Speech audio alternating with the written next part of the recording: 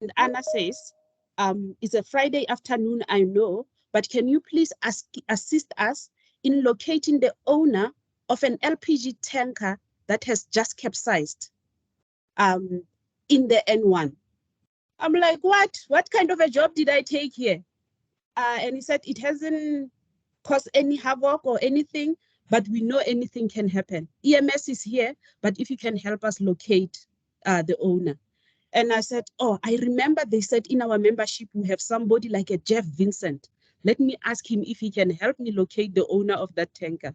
And I can tell you, Jeff Vincent worked with me that afternoon, and we finally managed to locate the owner of the tank, and EMS got hold of him. And the situation was also averted in there.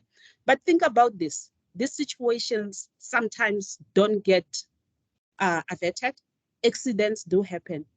It is at the backdrop of such incidents around the world that I believe that the WLPGA and their stakeholders have developed the good industry practices trainings workshop. David will correct me if I'm wrong, but that's how I believe. And it is the discussions that take place in these workshops are designed to assist and keep businesses, are designed to assist businesses to keep their operations safe, for the betterment of the industry and the reputation of the product that we love so much. We all know the benefits of LPG here, but it's important that we keep the industry safe and we practice safety so that other people can believe in what we believe when it comes to LPG as well. But also in us learning how to keep our own businesses safe, which, by the way, safety starts at home, right? You can't go and preach safety to somebody else. You start within your business and you go out there. We are able, when we have secured the safety of our operations, the safety of our businesses in general, we then are able to go and tell the consumer or invite the consumer to come and use the product that we love so much. And we are assuring them, and we can be easily assure them that this is a product, a safe product to use.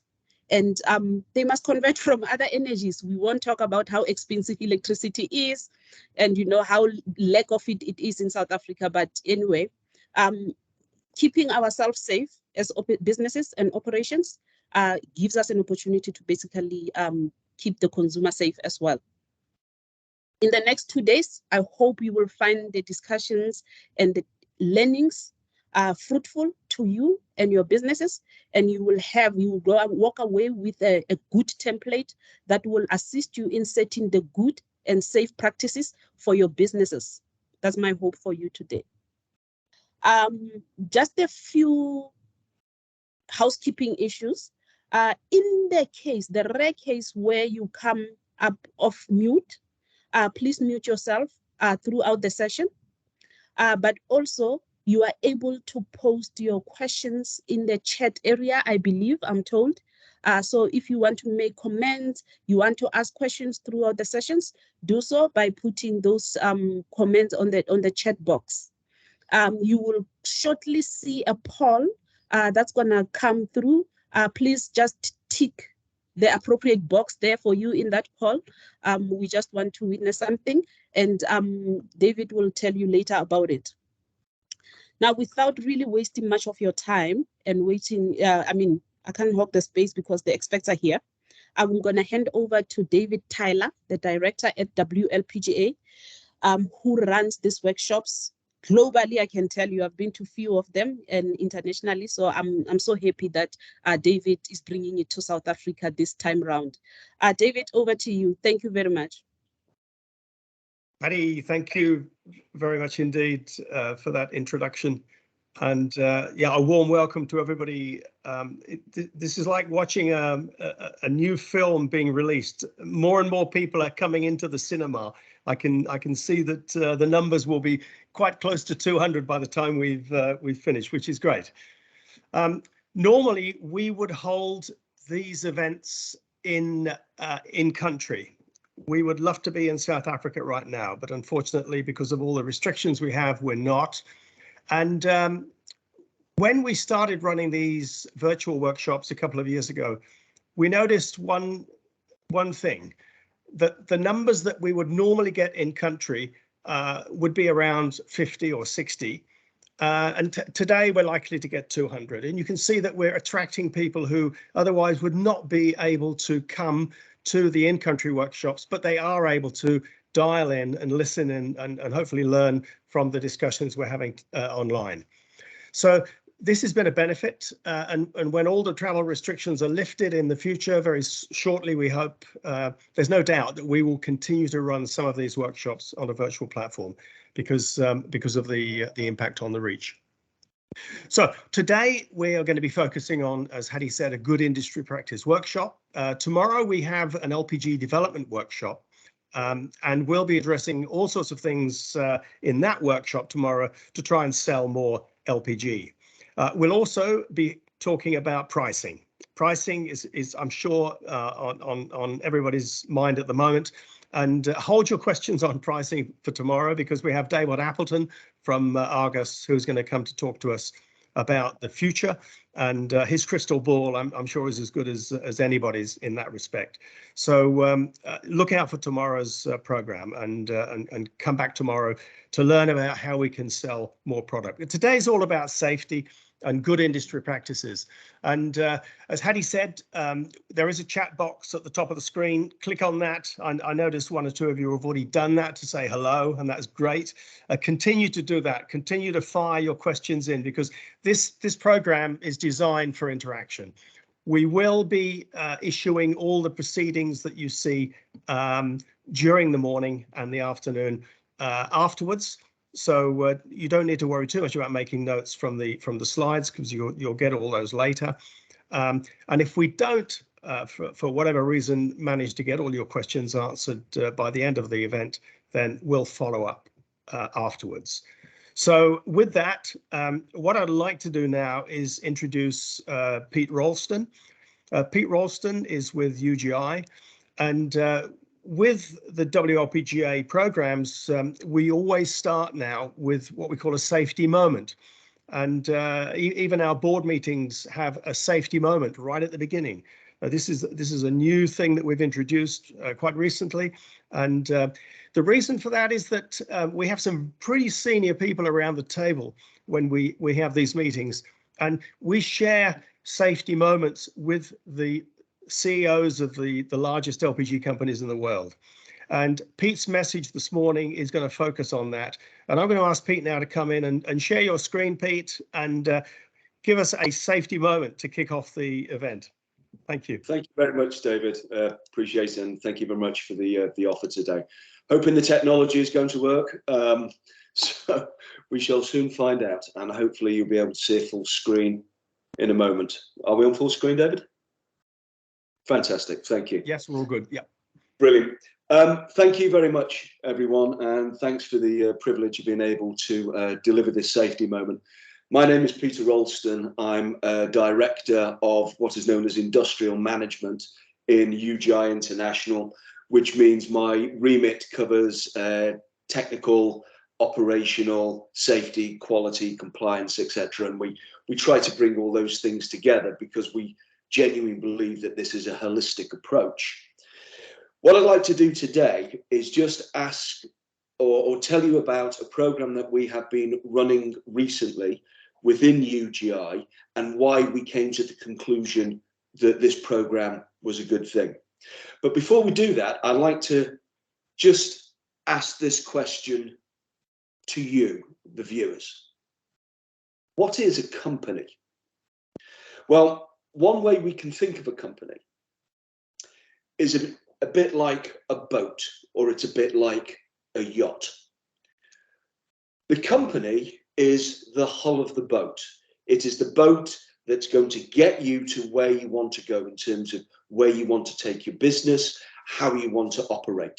So that the company itself is the hull of the boat. Now, the employees who work within your company can be likened to the crew of your yacht. Their job is to trim sails, to perform duties on the boat, tidying it, maintaining it, make sure it is literally kept in a ship-shape fashion. Your managers of your company are a bit like your ship's officers, your yacht's officers. They're there, they're directing the crew, they're keeping an eye on wind direction, speed, sea state. They're looking at the plots and how best to get there, to look for efficiencies and to cut time off. And then finally, you've got your CEO, your managing director, your president, your VP. That is the captain of the ship. He or she directs the ship where it needs to go and to get it there efficiently and safely. So, if the captain doesn't play their part, what could happen? Well, you could end up in the wrong destination. You could be in completely the wrong port, perhaps even worse. If the ship's officers don't play their part, what you're likely to get is mounting inefficiencies or breakdowns on the yacht itself or on the boat. And then finally, if the crew don't play their part, well, bad things can happen. So, what's important to realize is this is the same in safety. And this is often missed in many companies, that yes, businesses are important, our operational needs are vitally important, but the same principles that we use are the same in safety. Everybody needs to play their part, because without the captain of the ship's officers and the crew all working together, going in the same direction, I'm afraid disaster can strike. So if the leaders of a company don't lead in safety, you're going to get inefficiencies creeping in to your operational procedures. You're going to get breakdowns because equipment is not properly maintained. This in itself can lead to injuries. This can lead to lost profit. This can lead to lost operational and business opportunities. And let's be honest, maybe worse. Maybe you're going to be dealing with your national authorities because somebody has been seriously injured or killed. So, what does this all lead to? Well, what we're trying to do is we're trying to get into the minds of all companies. Everybody has a part to play, but most important in that part is the management of the company, because like the captain of the yacht, the management of the company set the direction and how well that ship operates. So, what's the problem when we're trying to deal with this? To be honest, a lot of managers don't know how to approach the topic of safety. They've never been taught. We hire them for their expertise in different areas, but often people, highly trained people who come into the organization or into your business, they've never been taught about safety. It's not been part of their curriculum, and they're having to learn on the job. For the staff, many managers are faceless. They're just a name on an email. They're somebody on an organization chart. They never speak to them. They never see them. They don't get that the managers think that this is important because they miss the most basic of things. Human interaction, communication between human beings saying, this is important. They don't see the managers as people. They see them as someone somewhere else. Oh no. Oops, I think I lost. I don't know if I'm still there, David. Hopefully. Yeah, you're still there, Pete. Yeah, it's all Yeah, good. sorry about that. I disconnected momentarily, so apologies for that. So, what did we try to do in UGI? How did we approach this? We invented something called the Buddy Program. And the most important thing about the Buddy Program is that it is a management-driven safety engagement program. It is designed by its nature to be low cost, because at the end of the day, you know, money is important, profit is important, particularly in difficult times. And primarily as well, it was designed to build relationships between the management and the staff and vice versa, so that they knew who each other was. They knew what their jobs were. They knew that they could go and communicate and talk to each other about the challenges that they were facing. We developed all the materials ourselves. So there was no external people involved. We didn't get designers involved or anything. Everything was done in-house. We designed presentations on PowerPoints. We designed notes. We designed this here, which you can see is the participant handbook. And within this handbook, it gave a manager everything they needed to know about how to discuss safety with personnel and how to raise topics and to discuss and debate those topics. Key element behind it, it's not an audit. You're not going in there, or a manager is not going in there to say that's not right, that's not right, that's wrong, that's wrong. It is designed to start conversation between management and staff, communication, human to human interaction. It's designed to help the manager act as what we call a helpful friend. This is somebody who literally buddies with the site and acts as a conduit, so members of staff, shop floor workers can go up to them and say, do you know what? I'm a bit concerned about this. Or what is your opinion on this? Can you help us deal with this? They buddy with the site. We also gave a wide range of tools to help the managers because, as said before, many of them are not trained in safety or have not been in safety. So you'll see here, this is again something designed in Microsoft Word that we did in-house. It's just an observation worksheet. It means basically you go into a site, you have a look around, you talk to the people who are around you, and you get their opinion. Because often what happens is the solutions to your problems are the people working on the shop floor because they're the experts.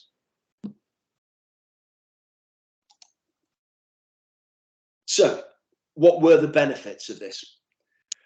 First of all, it helped build what we call a group-wide expectation in HSSE leadership. The managers knew what was expected of them in terms of leading HSSE, and also the employees knew what was expected of the managers so that they could talk on the same level. It raises human awareness of HSSE and influences what we call human factors. That is how people behave, interact, and perform at work. Simply being there, simply engaging and communicating influences the organizational safety culture. It is what you call in human factors a PIF, performance influencing factor.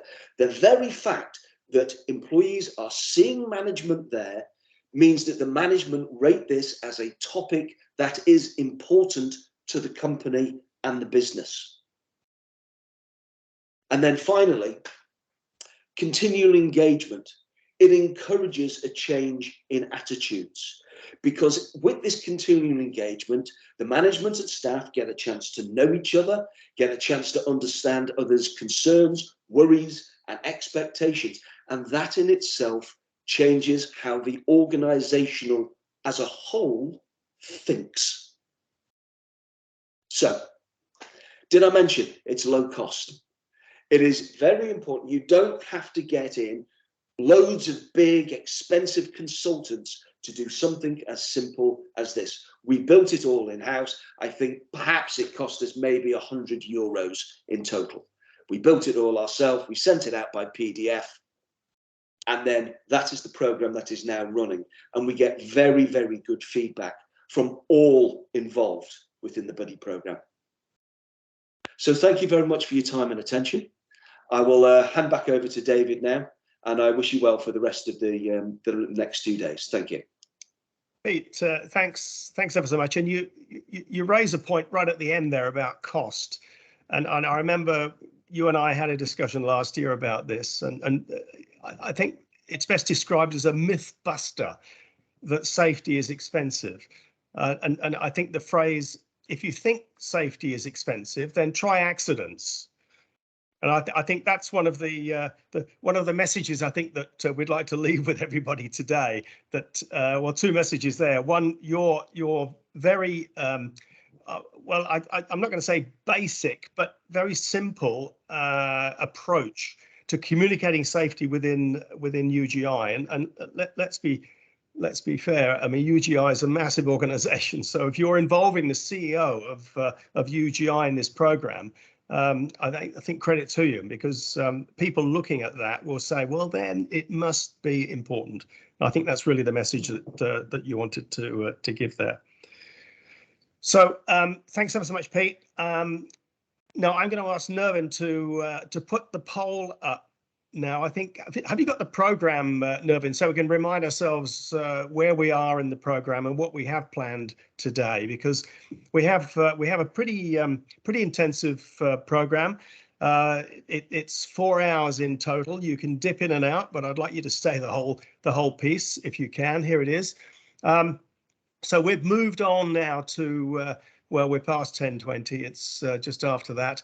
But we're going to move on now to a topic that we always include in these workshops, because even like I said, when we get 40 or 50 people in the room in country with these workshops, sometimes there are people in the room that have only just joined the LPG organization. Their knowledge about the product is not too deep. So what we tend to do in these workshops is to have a half-an-hour session just talking about the product, about what it is and how it behaves, and how that behavior influences the safe storage, handling, distribution, and use of LPG. So that's what we're going to be covering first. But before we do that, I'm going to ask Nervin to put a poll up now, because this is, I said it's an interactive workshop, and this is something that you can do right at the beginning. You'll see a question coming up in a second, and there's a number of answers that you can pick. And basically what we're trying to do here is ask the question, where do you think the highest risk is in the LPG business? Now, if you're running an LPG business, you can be pretty descriptive on that. But if you're not, you can make an observation about where you think safety is being compromised within the LPG business. So, are we able to launch the poll, Nervin, now?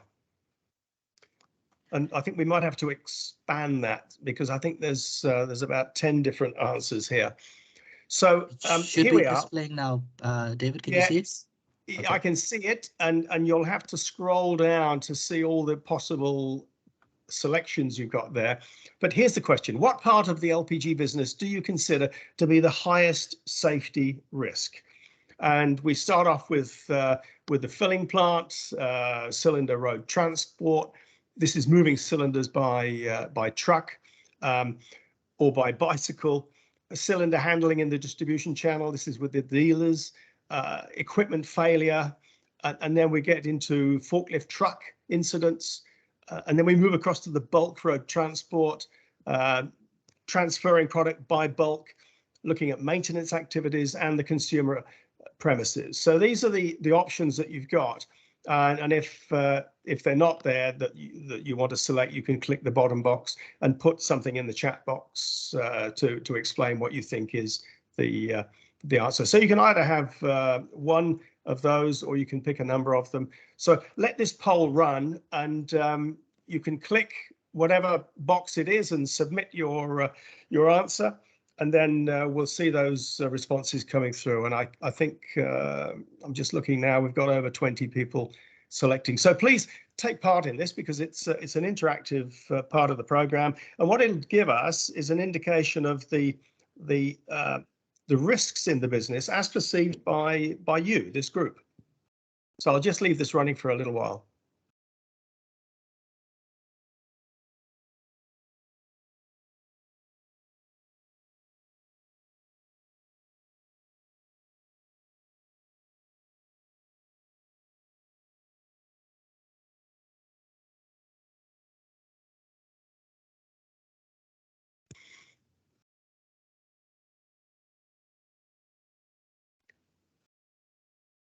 Okay, give it another few seconds.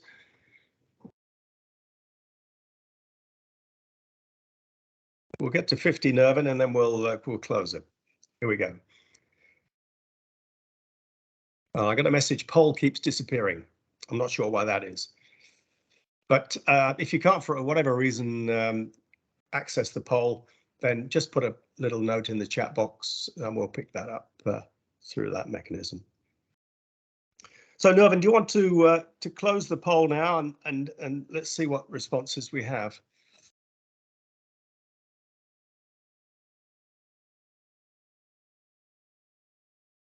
Okay, so it looks like, like I say, the winner, looks like most of the incidents of risk perceived by everybody is in the cylinder filling plant and cylinder road transport area. Nearly, what is it, 34% of all responses in that area. And that's interesting because we do have a session coming up on cylinder management and cylinder filling plants, so that's very appropriate. But we'll come back to this list later on in the day. So let me click done, and let me now see if I can share my screen.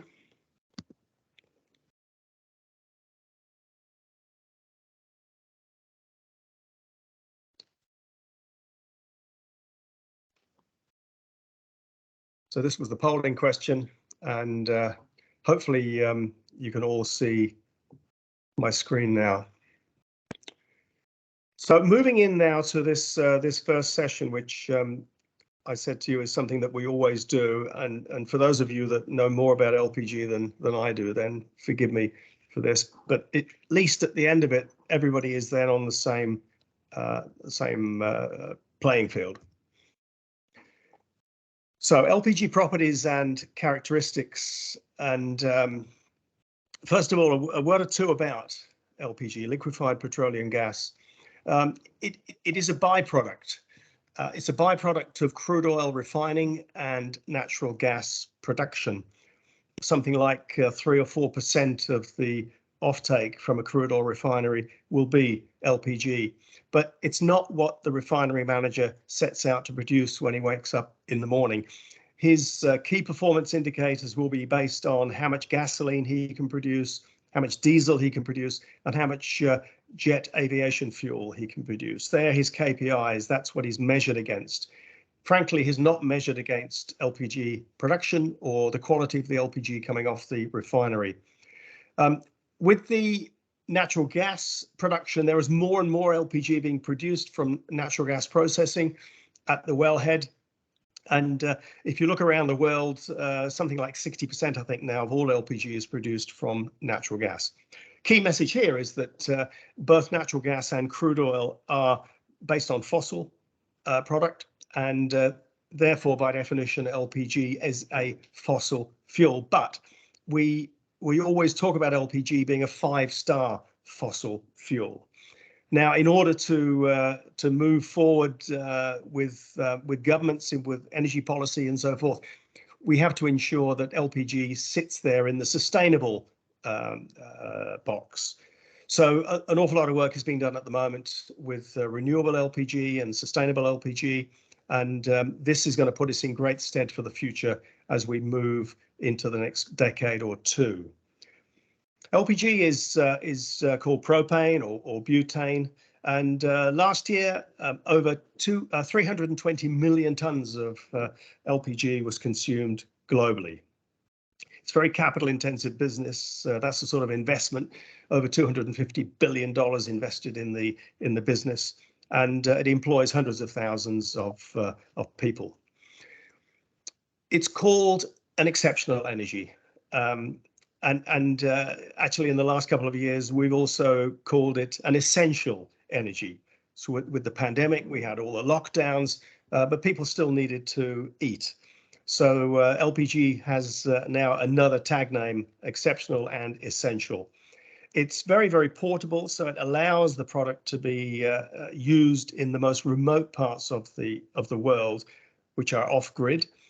So it gives the opportunity for people living in rural communities to access a modern energy. You'll see shortly how powerful it is in terms of the context of storing it as a liquid. And when it burns, it has a very, very hot flame, so hot, in fact, that you can cut through steel. So it is used for hundreds of different applications in the industrial commercial sector, as well as being a very popular residential fuel for cooking and space heating. It's very clean to store. A spillage of LPG will go undetected. It'll simply disperse, whereas if you spill diesel, for example, on a forecourt, it'll leave a bit of a mess. And also it burns very, very cleanly. And we do have an excellent safety record, and there's reasons for that, which we'll come to. These are the basic qualities that we're looking for with LPG. It looks like water. If you were to look inside an LPG cylinder, it would resemble water, but it has to completely vaporize. We do not want any residues, and it must be compatible with all the materials that are used with it. This photograph is an old photo that I took some 30 years ago. And this is a photo of an LPG cylinder upside down with the valve open, and you can see the contents pouring out. Now, what is in this cylinder is what we call heavy ends. It's the product that does not readily vaporize at ambient temperature and ambient conditions, and it stays in the cylinder. So it looks a little bit like naphtha or kerosene. But it's a filthy material. And what happens is that it gradually builds up. This is a function of LPG produced at a refinery, and the quality control has allowed this to happen. And this accumulates as the cylinder repeatedly goes back to the filling plant to get refilled. The residue remains in the cylinder, so that gradually you can get up to 1 or 2 kilograms of this material in the cylinder from a refinery that is not producing LPG to the correct quality.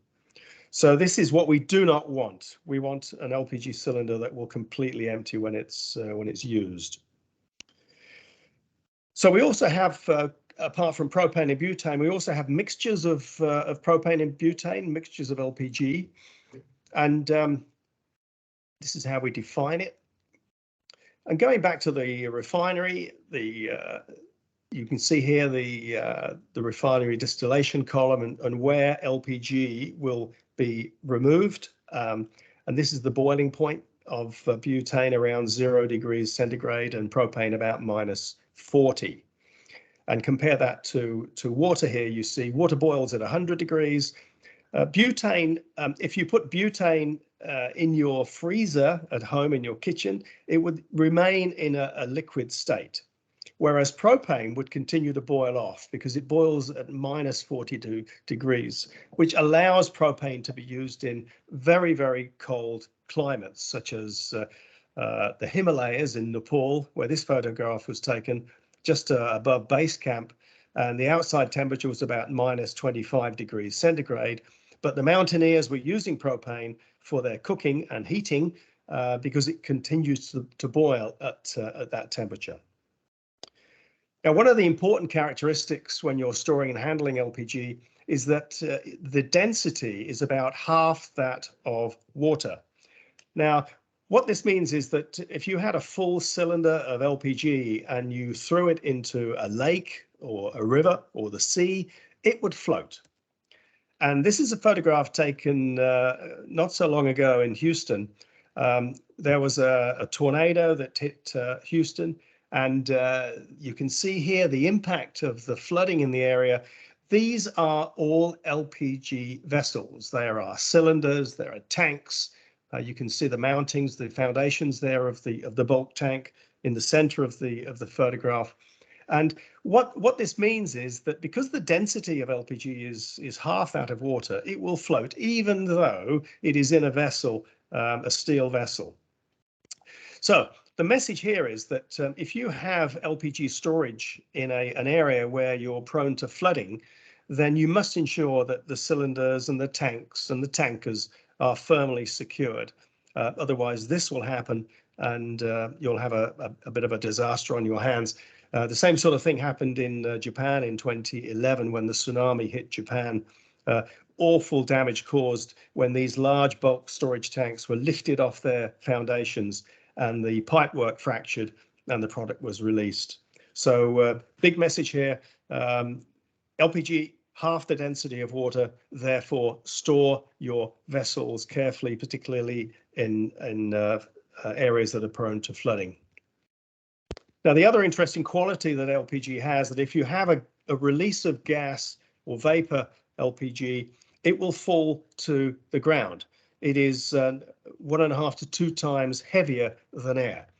So if you have a leak of LPG, then this is the sort of thing that can happen. This was a massive leak that occurred, a storage vessel. The valve was accidentally opened, and the liquid LPG was released. It vaporized and it stuck around, as you can see, in the area. Fortunately, there was no ignition, and this was the result. Eventually it dispersed, but it looks like fog. When you have a large LPG leak, it looks like this. So what are the consequences of this property? Well, you do not store LPG installations below ground level, because if you have a leak, then it has nowhere to go and it will accumulate. This is also quite challenging when you're using LPG as an engine fuel in a ship or a boat. And we've seen some very successful conversions of large, very large gas carriers to LPG over the last few years. And careful design has to be applied to ensure that if there is a leak in the engine room, it will disperse outside of the vessel, not into the village. So if we look at, I talked about the energy and the power of LPG. If you look at 1 unit of liquid LPG, it can generate about 250 times as much gas in a vapor phase. So this allows even a 2 or 3 kilogram cylinder to contain an awful lot of energy, so that you know, these people that are living in these remote areas, they can use a 3 kilogram cylinder, and it's probably enough gas in there to cook for a week. Now, one of the other properties of LPG that impacts on its storage is its what we call the volumetric expansion. This is the rate at which the liquid will expand if it is subjected to heat. And the volumetric expansion of LPG is some 10 times greater than water. Now, this means that if you have an LPG cylinder and it's completely full of liquid, when it heats up, and this might be simply being left in the sun or close to a fire, then the increase in temperature of the liquid will cause the volume of that liquid to expand rapidly. So this is why we never fill LPG cylinders completely to the top. They're typically filled 80% of the volume of the vessel. So that vapor space at the top, that 20% of vapor at the top, allows the liquid to expand into if it is subjected to heat. So very, very important characteristic, and a very important reason why we don't fill LPG cylinders to the top. Now, another property that we need to understand with LPG is the vapor pressure. As you increase the temperature of the LPG, then the vapor pressure, the pressure inside the cylinder, will rise. Now, some of you may have known that LPG cylinders in cold weather, you'll often hear consumers complaining about the rate of LPG that's coming off the cylinder. This is because the temperature of the cylinder has fallen and the vapor pressure has also fallen. So one thing to note here is that the vapor pressure of propane is somewhat higher than butane. And this means that when we are designing pressure vessels to keep LPG secure, we have to understand, what are we storing? Are we storing butane? Are we storing mixtures? Or could we possibly store propane in the future in these pressure vessels? And if there is a chance of propane mixtures or propane being stored in these pressure vessels, then they must be manufactured to propane rated vessel specifications. So a very, very important factor here. Now, the other thing that we talked about mythbusters earlier about safety being expensive. Another mythbuster is that LPG is a high pressure gas. Well, in fact, if you look at typically I'm putting a temperature in here about 22, 23 degrees centigrade. So if you look at the vapor pressure of propane and butane at around 23 degrees ambient temperature, you'll get a vapor pressure range somewhere between 60 and 130 psi pressure. Now, what is that? Well, this is a photo of my bicycle back in Australia. And if you look at the tire and the recommended tire pressure on that bicycle, you'll see that it is around the same pressure that propane will generate in a cylinder at around 23 degrees centigrade. So the message here is that the pressure of LPG is certainly not high, and it's often something that you can communicate to government policymakers when they talk about the possible risks of LPG, because well, it's a high pressure gas. Well, actually, it's the pressure in that cylinder is no higher than in David Tyler's bicycle tire. You can tell them. Now, I mentioned earlier the vapor pressure is dependent on temperature, and you can see here that on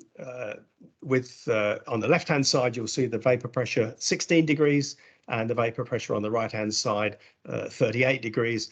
Pretty well doubles the vapor pressure in that cylinder.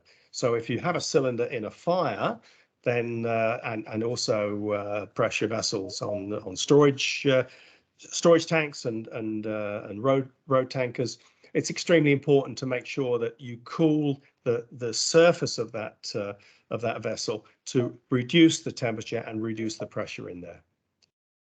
And the vapor pressure is also dependent on the product, because we have butane on the left-hand side, and at the same time on the right-hand side you have, at the same temperature, propane, and the vapor pressure is something like 3 times. So again, I say if you are designing pressure vessels for LPG, and if there's any doubt whatsoever what product might go in there, then design it to propane rated.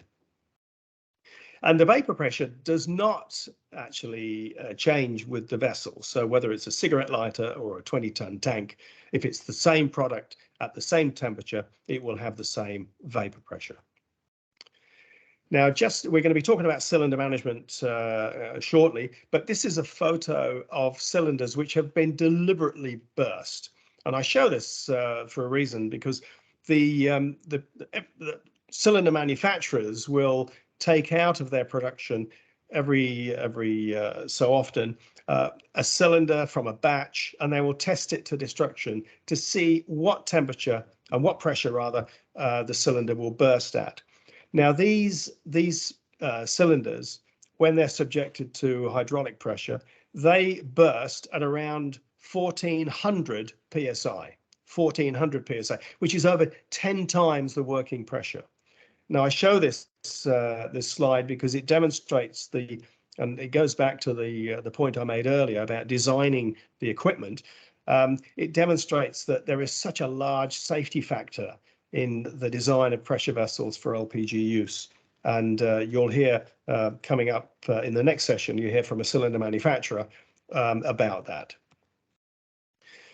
Another interesting characteristic is that of LPG is that it burns in a very, very narrow range. It has a very narrow flammability limit. So this is typically between, we say often between 2% and 10% of LPG in air is what is required for it to burn. And if you think that you have an ignition source outside of an LPG cloud, where the percent of LPG is 0, you're outside of the lower range. But if you have an ignition right in the center of that LPG cloud, it will not burn because it is too rich. It is higher than the 10% flammable limit. So in order for ignition to occur, it has to occur at the boundary of the gas cloud. And once that fire starts, then the turbulence that's generated from the fire will then break up that cloud and create opportunities for further expansion. So the fire will then spread. But if you have an ignition source within the cloud, it is too rich to burn. Now, when you do burn LPG, you need air. and what you produce is heat, of course, and light. And your products that come off the combustion process with complete combustion are carbon dioxide, water, and nitrogen.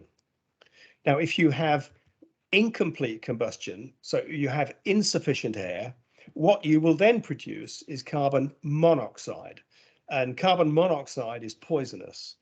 So the message here is that you need plenty of ventilation when you're burning LPG, because you do not want to have carbon monoxide being produced. You need to have carbon dioxide. You need that extra oxygen. So you need to make sure that your location of your LPG appliances are in a well-ventilated space. So this gives you an idea. If you were to have 1 volume of LPG, you need something like 25 to 30 volumes of air to complete combustion. So message here is that ventilation is required in order to ensure that you do not produce carbon monoxide. And putting that now into the perspective of how much flammable mixture you can generate from that 1 litre of liquid. I mentioned earlier, you can generate 250 litres of vapor, but in order to combust that completely, you will then end up with 12,500 litres of flammable gas air mixture. So an incredibly powerful product. And this is why it's so extensively used all around the world.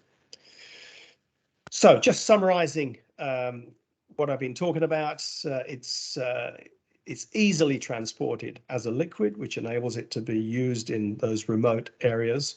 If you release the pressure of the vessel, the liquid will boil and produce vapor. Heavier than air, so make sure that you don't put LPG installations in situations where they're underground. And I also mentioned the liquid is half the density of water, so secure those pressure vessels in flood prone areas. LPG does not have a natural smell, so we put an odor in it, mercaptan sulfur, so that there's like a rotten egg smell that you can detect when you smell LPG. That's there so that you can easily detect LPG leak, because ordinarily you won't be able to see it. When it burns, it produces a lot of heat, and it's also very, very hot flame. So it's very popular for use as a cooking fuel in regions like Asia, where they use woks and stir fry cooking. It's not poisonous, but if you put your head in a bucket of LPG, or if you put your head in that vapor cloud that I showed earlier, you will suffocate. But it is not a poisonous gas. And then finally, you need to ensure that LPG is compatible with all the materials that are used. And I'm talking about seals and so forth in valves and regulators. So that is the end of my, I'll just stop there and stop my screen sharing.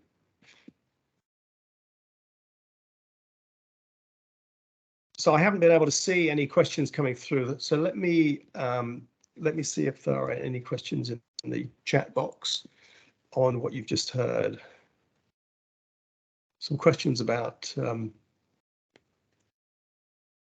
not being able to hear. I think that's all been fixed. Hadi here, there's no questions around it. Nothing in there, Hadi, thank you. Yeah, no worries. But if you do want, if you're not sure about anything, just put them in the chat box and we'll pick them up later. All good. Okay. So Nervin, can we now put, or shall I? Let me do something here to introduce the next session. Do you want to put your agenda up, Nervin, so that we know where we are?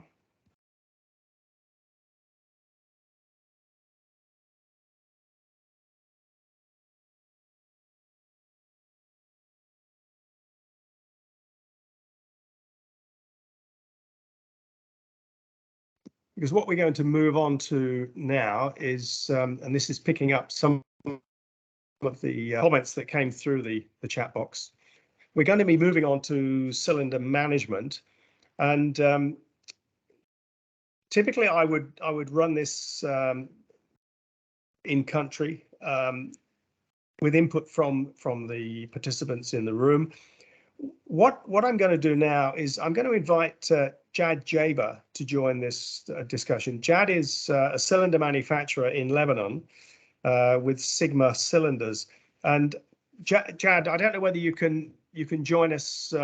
I haven't checked. I know I saw you had the link for the workshop, but let me while you're hopefully going to join us, I'll move on to my screen back again.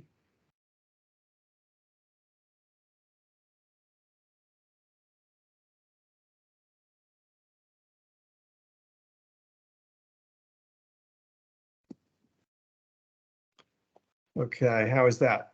Nervin, has that come up? Yeah. It's all good? Yeah, I can see your screen there. Okay, good. So I'm going to put a call out to Jad. Is Jad? Have you joined the workshop, Jad? If you can unmute yourself. Maybe Nervin, you could check if Jad's on the line. In the meantime, while we're waiting for Jad to join us, what I want to do is address this whole subject of cylinder management. And I noticed in the poll there was a couple of questions regards to cylinder handling and cylinder filling, and this is all part and parcel of cylinder management. Cylinder management starts at the design of the cylinder and goes all the way through to its eventual destruction. So this cylinder management subject talks about storage, handling, well, design, manufacture, storage, handling, distribution, and use. And finally, when the cylinders reach the end of its useful life, its final destruction. So in the context of cylinder management, what I wanted to do first was just address this topic of who owns the cylinder, who's responsible for the cylinder. And there are very, very many models out there, but they come down to three basic options. You can either have a company-owned cylinder, a customer-owned cylinder, or a customer virtually owned cylinder. And what I want to do is just introduce this topic by going through the merits of each one of those typical business models and look at some of the disadvantages and advantages of all three. So first of all, some background on cylinders. Why are cylinders so important? Well, the packaging, the cylinder and the valve, is more expensive than the contents.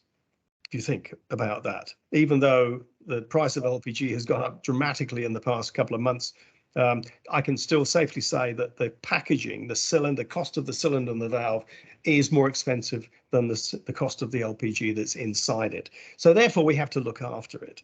It's a business that I said earlier is very asset rich. It's capital intensive, and to service one customer of using LPG, we need at least 2 cylinders, because for each cylinder that's in the customer's kitchen, there's another cylinder that's either in the filling plant or moving between the filling plant and the distributor, or the distributor and the consumer.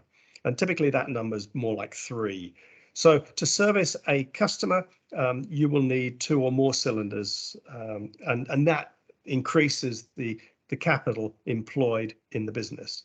So we have to look after these assets. And they are robust. I showed you that photograph earlier of how tough they are to withstand high pressures. But the cylinders get damaged in the distribution channel because they're often handled.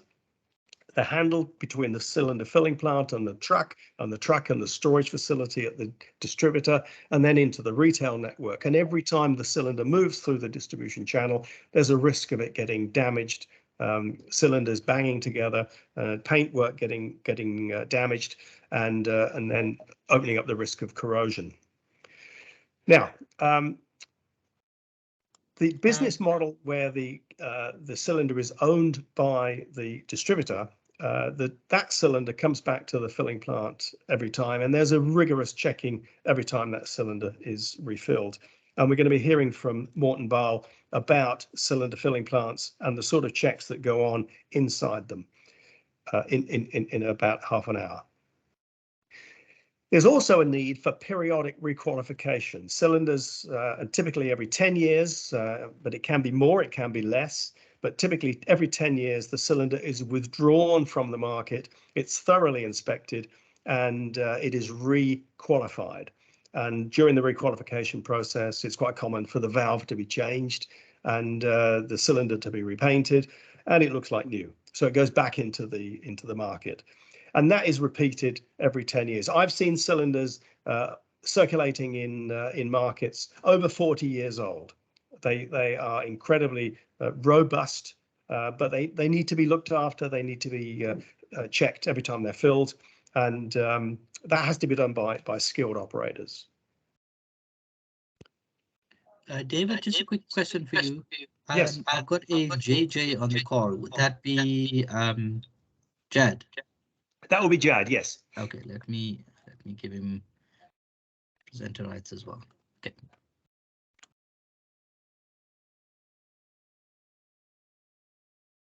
Hi, Jad, are you there? Yes. Hello. Hi. Hello. Thanks for joining us. Thanks. Sorry, my network's a bit poor, so I'm not going to activate my video if that's fine. Oh, no worries. Okay. Well, I'm just introducing this session by going through something that you're very familiar with. So bear with me for another couple of minutes. Not at all.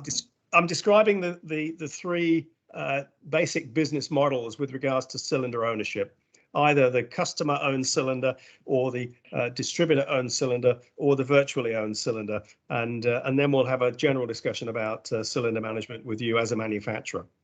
Sure. So, as I said, I've seen cylinders in the marketplace that are operating over 40 years old. But the cylinder is a pressure vessel, and it will be refilled many, many times in its life. And it carries the LPG distributor or company's brand. So it's in everybody's interest to make sure it's looked after. So first of all, the company-owned cylinders, these are cylinders that go out from the filling plant and return to the same filling plant to be checked. And company-owned cylinders is what we describe as good practice. The cylinders cycle between the filling plant and the consumer, and they have the opportunity to be thoroughly checked every time they come back into the filling plant. There's strict controls on how the cylinder's filled after it's been checked, and there's also post-filling checks, which you'll hear about later this morning. And there's an insurance that under or overfill the cylinders never leave the filling plant. There are checks done before the cylinder finally leaves. So there's a great deal of quality assurance overlaid on a company-owned cylinder model. Customer-owned cylinders are not something that we recommend. You'll see here a photograph of some cylinders which are being used to fill smaller cylinders. This is what I would call illegal decanting. I say that because the owners of the cylinders on the ground are not the same owners of the cylinders standing up, inverted. So the customer-owned cylinders, I would call that not good practice. The cylinders will cycle between the retailer and the consumer, and they will not go back to the filling plant, or rarely do they go back to the filling plant for checking. So you lose control over the filling process. Limited maintenance and requalifications done, and as I said, the operation that you saw just then of illegal filling, and there's no traceability to protect the brand. The cylinders are operating in the marketplace, and if you own that cylinder, you have no control whatsoever on it. The third model is what I call customer virtually owned cylinders, and these are typically exchange cylinders. So the customer will come to these exchange cages and they will swap an empty cylinder for a new cylinder or a full cylinder and take that full cylinder home again. Now, what's happening here is the cylinder is recycling between the consumer and the retailer, but when that cage is full of empty cylinders, they will be taken back to the filling plant, and all of those empty cylinders will be checked in the same way as a company-owned cylinder model. So the difference for the consumer is that they do not get the same cylinder back. So this is the difference with this model. The consumer will bring the cylinder that they've used empty to the cage and take another full one back. But the full one that they take back has been thoroughly checked. So acceptable model, and this is why we say they have virtual ownership of the cylinder. The responsibility for the maintenance of those cylinders in those cages is done by the distributor back at the filling plant. So just summing up, the company-owned cylinders, good control, good quality control, and the option of being able to track cylinders. The Internet of Things, the ability to put devices on cylinders now, this opens up all these opportunities with company-owned cylinder models. The disadvantage with a company-owned cylinder is that the consumer faces a financial entry barrier. And I talked about the cost of cylinders, and the consumer, if they want to move from traditional fuels such as wood or charcoal to LPG, then they have this financial barrier to face. And there are models which are out there that can alleviate that financial pain, such as the pay-go energy model, where cylinders are put on consignment in consumers' houses, and we'll hear a little bit about that tomorrow. But this is the key disadvantage with company-owned cylinders. Customer-owned cylinders reduces the capex for the LPG company, and I say the LPG company here that's probably illegally filling those cylinders. And it also allows customers to buy small quantities of LPG, which is also something that's occurred to try and alleviate the financial barrier that customers have. It's not good practice because these cylinders never go back for thorough checking. And then the virtually owned cylinders, interesting model. It's used in a lot of developed countries. In Australia, where I come from, it's used all over the country. In the US, it's used. And the key thing here is that the cylinders do get checked and maintained properly by the LPG distributor. It also opens the opportunity for dispensing cylinders from a dispensing cage out of hours. So there are cages in America where customers can come with a credit card and pay for an exchange of cylinder without having to deal with people on site. So this is a 24/7 service that can be provided with an exchange program. And then finally, a couple of references that they're shown here, but when you get this presentation after this event, you can check these out. There's a couple of references here. We produce good industry practice guides to support these programs that we run, these events that we run. And this is one that we have on cylinders in the distribution channel. And we also have guidelines for development of sustainable LPG markets. So these are just two interesting links for you to look at when you have time after the event. So let me stop there and bring Jad in. So Jad, you're still with us? Yes. Okay. I'd just like to ask you, well, probably you can just describe what you do. So to put this all into context, but you are a manufacturer of cylinders, and yeah, you can tell me from your perspective the importance of making sure these cylinders are kept in good order in the marketplace. Sure. So David, thanks for having me. Actually, Jad Jaber, I'm the CEO of Sigma Cylinders. We have presence factories in 4 countries, Ghana, Lebanon, Iraq, and Ivory Coast. I'm a Ghanaian national, so it was only natural that we set up there. My focus today is going to be on Africa, given that we're focusing extensively on the continent and replicating our business model in various places. I'm going to tell you a bit about what we're seeing and what we're trying to do to be a part of the solution, and to highlight a bit on some points that you mentioned.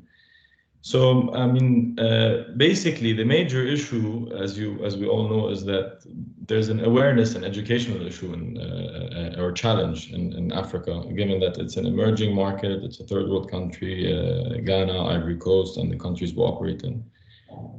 So given our localization strategy, we're trying to go the extra mile, and what we're doing and what we're seeing is that obviously the handling of cylinders is very poor, and the safe use. I mean, there is no proper awareness on how to safely use cylinders, especially when we have countries with low penetration. And most countries in Africa, I mean, West and East and Central Africa, have low penetration. So that means the first-time user of the cylinder doesn't have a clear picture on how he's supposed to safely or she's supposed to safely use the cylinder. So, I mean, there's a lot to be done, and what we're doing is that we've embarked on an awareness and educational campaign out of our own private budget. Because it's key that we try and uplift the standards of the industry, and this is several folds. In our case, as a manufacturer, for example, competing in such an industry, we tend to compete in a space where the regulator is playing catch up sometimes with for example, the multinationals approach when auditing our processes and the way we manufacture. Which means competing against substandard products sometimes in these markets. So that means we're trying to go the extra mile and raise awareness. So how are we doing that? So uplifting the industry standards means assisting the regulator to improve their execution and approach of the norms. Example, in Ghana, currently there's the cylinder recirculation model. So mentioning relevant to what you said, it's currently the people own the cylinders, and given that there were several explosions that took place in the past years, they noticed that, I mean, this is not a way to really go about it. So they need to regulate the market. So they've been trying to launch CRM for years now. And we are part of a committee that's assisting the regulator, the NPA, National Petroleum Authority, in order to ensure that these standards are put in place, and there's a proper process in order to inspect, whether it's bottlers, whether it's marketers, dealers, that is, or even us, the manufacturer, the local manufacturer, or the international manufacturer if it's coming from abroad. So as well as starting and participating into an LPG association, so we're trying to set up an LPG association there in order to join hands on the private sector level to assist the regulator, because we can't do it on our own. So we've also embarked on a campaign in the country. I mean billboards, radio, social media, to raise awareness on first how to safely use the cylinder. Because in Ghana, for example, they given that it's an automatic shut-off valve with the regulator coming from up top, they tend to put a rock on top of the regulator, and that means if the rock actually falls or stumbles, I mean, it can easily dent the cylinder or even cause a leak. So that's one major issue that we're trying to tackle. And thereafter, I mean, handling the cylinder. So the do's and don'ts, and what we're trying to do is we're trying to simplify things through visuals. You know, don't do this, and don't do that. And what we're also trying to do is to try and share. We've been trying to share ideas with the bottlers to see how they can incentivize the dealers, who are the last point in the supply chain, the value chain before the cylinder reaches the end consumer, to train them in order for them to be able to explain to the end consumer how they're supposed to safely use the cylinder and handle the cylinder with an incentive scheme. So, for example, if for example, the bottler gives his sub-dealer a target, if you are to send back this amount of cylinders without any dents or defects or whatever, you get a rebate of XYZ. You see, so it's just little ideas here and there that we're trying to assist our clients in order to really solve the problem on the ground. And I think that's key today, because it's always it's good to explain and talk, but it's also good to incentivize and in order for it to go hand in hand. Another thing I'd like to mention is that it's important for the private sector, I believe, to given especially the larger companies, to allocate a budget towards as well educating people, because it's a win-win for everyone, as well as the regulator. Because obviously what we see, given in Ivory Coast that we refurbish cylinders, what we see is that cylinders coming from larger multinational companies that are 30 years old sometimes, surprisingly are in better condition than cylinders, for example, substandard cylinders coming from another company that's maybe 5 years old sometimes. And that's because of whether it's the thickness of the steel that's being used, whether it's being heavy duty versus not. So cutting corners, I think, in manufacturing is also a major issue that we see in Africa. Unfortunately, the market's very price sensitive. You were saying that it's a capex intensive, and we all know that. So the market is very, very price sensitive. But then again, what we normally tend to see is that newcomers to the market who don't have much experience, our clients, we try and educate them and explain that, don't cut corners, go for our quality cylinder, pay that extra few percent, and you're going to have a vehicle that's going to last for a longer period of time. So they tend to start in a certain manner, but we always, thankfully or fortunately, we tend to see that shift towards going for more quality cylinders that can last longer in the market. And obviously the regulator plays a big role here. So making sure that if, for example, the manufacturer, if it's from whatever region or country it's coming from abroad, that they adhere to certain standards, they have certain certifications, etc., the right ISO certifications, and are audited. So in many cases, they're audited either at their remotely or recently in COVID, or previously they would visit the plant to make sure that they're up to the right standard. The issue, David, is that there's no room for error. There's a major issue about LPG being safe in Africa. So people have their doubts, especially those. I'm talking about those who haven't used LPG yet, and that's the majority. And there's no room for error. We cannot afford, none of us in the industry can afford for things to go sideways and for people to lose their lives. Obviously, their safety comes first, and obviously the industry's safety and as a whole also can be jeopardized. So, cutting corners can lead maybe to an explosion in some cases, can therefore make all of our jobs more difficult to get the message across that LPG is a safe and clean energy.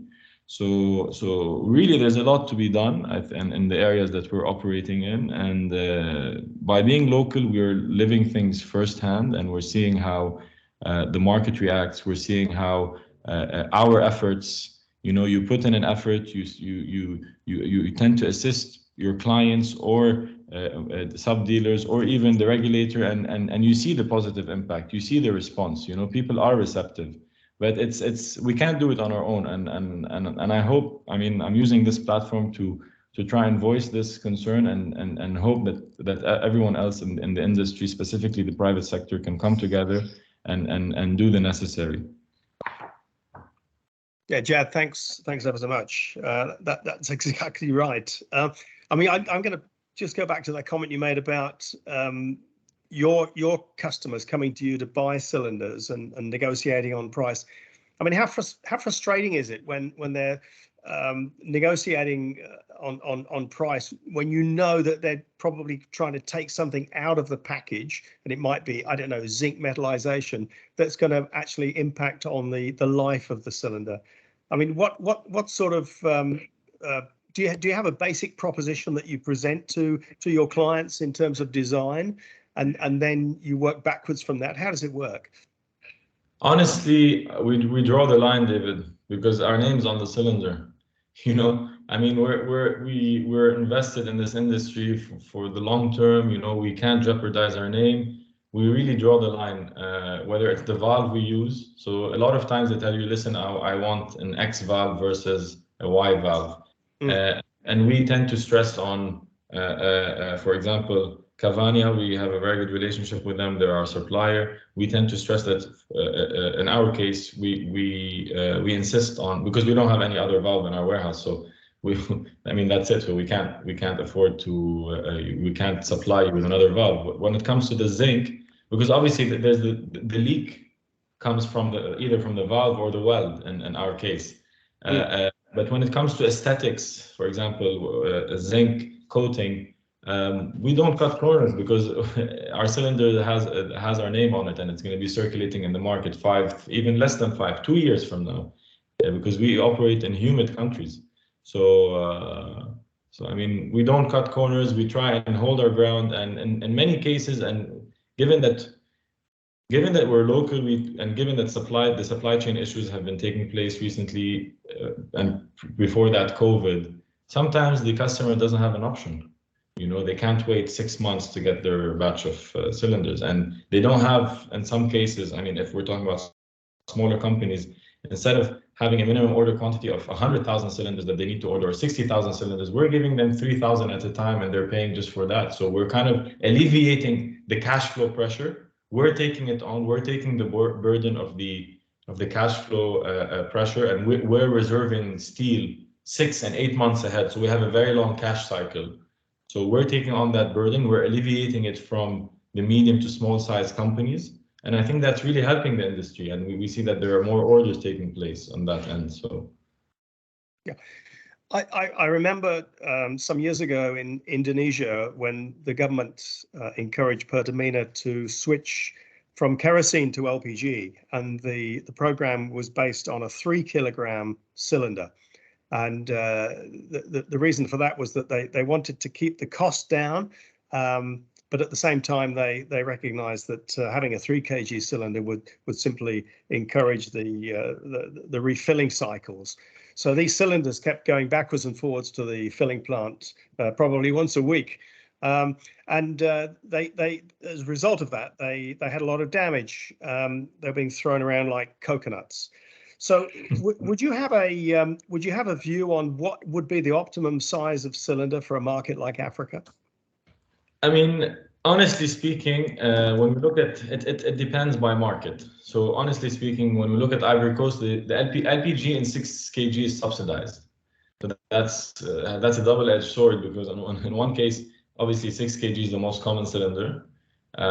There's the weight factor, which plays a role as well. There's also purchasing power factor. So if you go for a much larger cylinder like 12 and 15, obviously it's going to cost you more to fill it or buy the whole cylinder filled. So 6 kg, I think, is the most common one.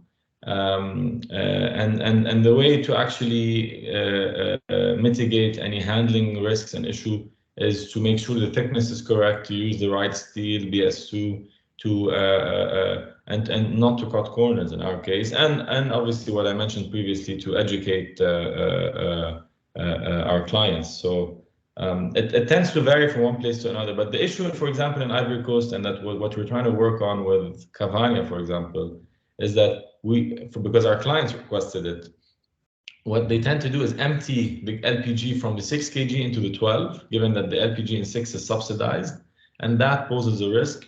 Explosions go off sometimes because of leaks and all of that. So we're trying to see if we can work on a valve that wouldn't accept a manual filling into the 12 kg, for example. So yeah, I mean, there's a lot to be done. One point I'd like to add is that in Ghana, given that CRM is just taking place and it's still, if you want, at the early start, and we're trying to assist them with our own experience from other markets, we're piloting an RFID a device that is very cost effective into our manufacturing, and thereafter can be used by our bottlers, so the clients. And then thereafter, the regulator can also have other access to certain information through a different dashboard. And we're trying to do this at cost. because obviously our interest is to increase, to improve the standards of the industry and tracking and traceability. It's not that we're just trying to make a markup on the device, like what we've seen in other cases where it's just a startup for the tracking and they try to really increase the margin on it, and then everyone goes like, well, how are we going to afford it? I mean, it doesn't make sense specifically in Africa. So I mean, yeah, again, there's a lot to be done. And one more thing to add on the capex intensive side of the cylinder, what we're also trying to do is we're trying to assist our clients to get access to financing from abroad, because the major issue is that local financing in certain markets are around, at least, I mean, look at Ivory Coast, where the currency is pegged, it's stable, the market's growing, it has a lot going for it. Interest rates are 7%. I mean, if we can, and we're trying to bridge the gap. So if we can get financing from multilaterals or other organizations to our clients at more attractive rates, that can also solve the investment into the cylinder. And this, obviously, we just started this, so it might take some time, but we're on it. Interesting. And you mentioned earlier about requalifying or reconditioning cylinders. So that's part of your proposition, is it? Definitely. So in Ivory Coast, we've refurbished 500,000 cylinders in 2 years. That's hot and cold refurbishment. So we do the whole process, and we tend to see that, David, actually refurbishing a cylinder is much more complex than manufacturing one. It's especially the hot refurbishment. That's, when you cut the handle, cut the foot, and re-weld, inspect, boroscope, inside corrosion, checking the hole. It's really complicated, and it's more rigorous with longer, much more steps.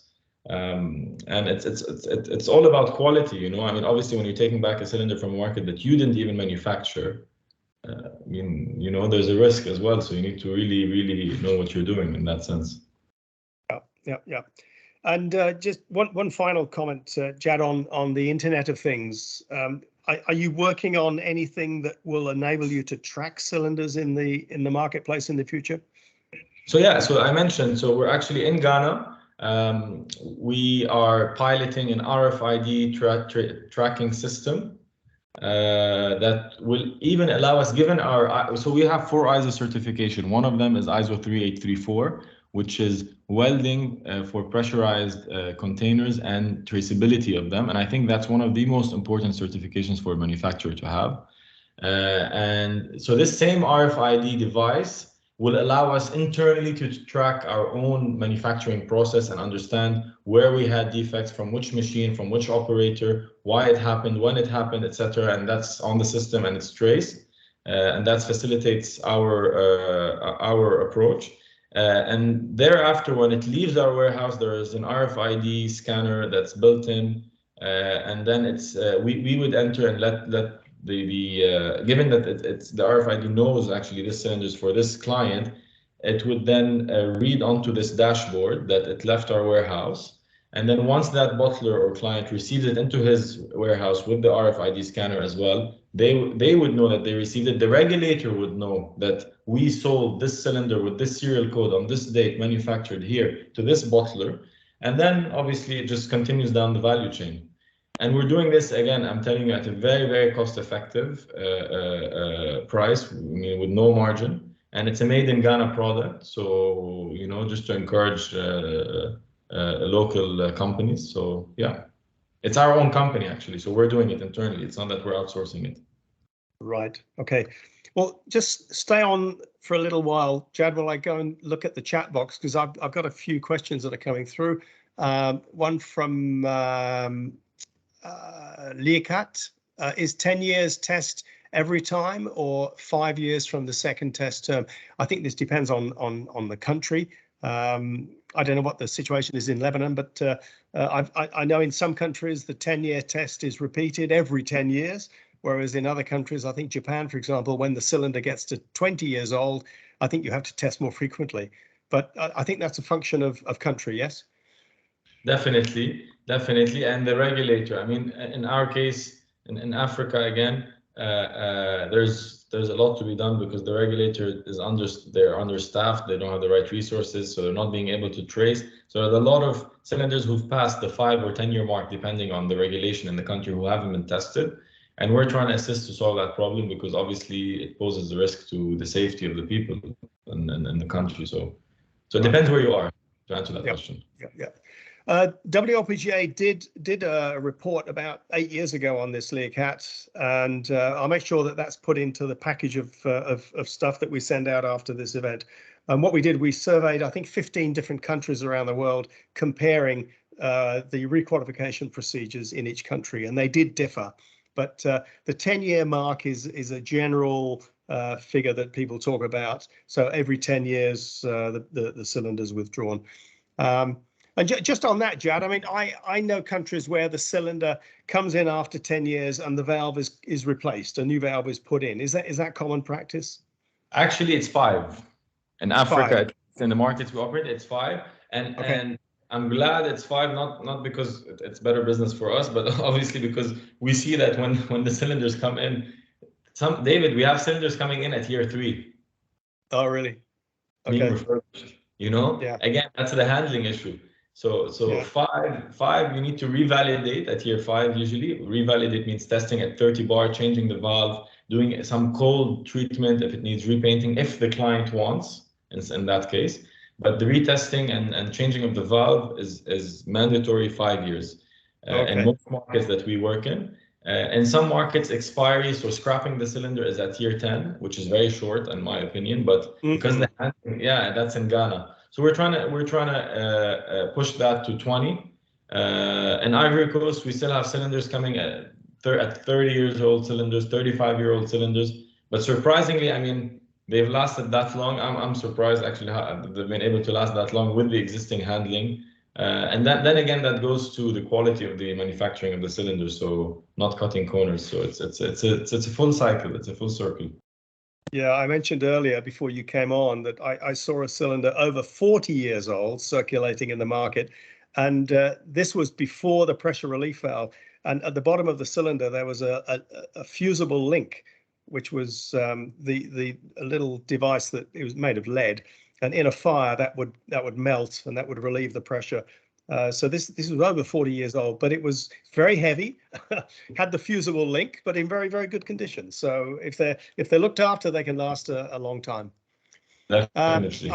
I remember in the Maldives, I went to the Maldives once to see some cylinders there that had been circulating for about 2 years, and they were falling apart. And that was nothing to do with handling. That was just the seawater corrosion, the saltwater corrosion. And there, I think they've introduced composite cylinders now to mitigate against that. And there's a question about composite cylinders. Where are we? Let's have a quick look. I didn't see it earlier. What about new composite cylinders? This is from Gift Bakumi. What about the new composite cylinders? Do you have standards for them, and are they safe for use? So I'm going to ask a manufacturer of steel cylinders for his response to that. Actually, we've considered shifting towards composite, but it's too cost intensive, and it's given that we operate in Africa, it's very price sensitive, so we're not ready for that given the market. But yes, there are. At least not in the countries we operate in, given that there aren't much composite cylinders, at least from what I've seen. But I know that in Lebanon, for example, there are some composite cylinders in the country, and before coming in, the regulator actually tweaked, if you want, the standards in order to accommodate for composite cylinders. So yes, there are, but the cost, the price of the cylinder is an issue. We're talking about 2 to 2.5 folds of the existing steel cylinder. Yeah, well, they do have benefits. They have characteristics that for some situations they're a good choice. Then I've got a comment in the box about your comment about Africans skeptical about LPG, this safety myth. More effort should be put on awareness, so there's an agreement there. I just mentioned here that the WLPGA have a youth council, and one of the topics in the youth council is safety. And what the group is looking at is the use of QR codes to use on cylinders to communicate to consumers. And I think 3 or 4 years ago, that would have been not very popular. But so many people around the world now are using QR codes after the pandemic to track and trace their movements, that QR codes might be a new way of communicating some of these safety messages, Jad. Definitely, we're actually we didn't get into the details of how we're doing what we're doing, but QR codes on the cylinder will be our most probable option, where the end user can scan and see the do's and don'ts that we mentioned when it comes to handling and safely using the cylinder. And that is how to also have the regulator and hose plugged into the cylinder, because sometimes, in most cases, the leak is actually either from the hose or the regulator, as well as the cylinder in other cases. Right. I got a question here relating to, I'll quote, our participation in this meeting as the law enforcement officers within the Republic of South Africa. And it's Comfort Niziani. And the comment made that they're encountering a high volume of complaints with customer-owned cylinders which are not maintained or recertified safe for use. There are more opportunities for illegal filling. Our main challenge when it comes to enforcement is traceability of the users and compliance. Well, we talked about company-owned and customer-owned cylinders earlier, and I won't repeat myself there, but other than to say, and I think you were saying it as well, Jad,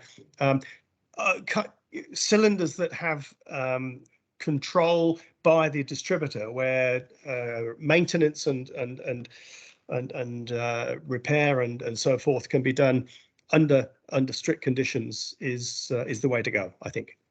David, it's a no-brainer.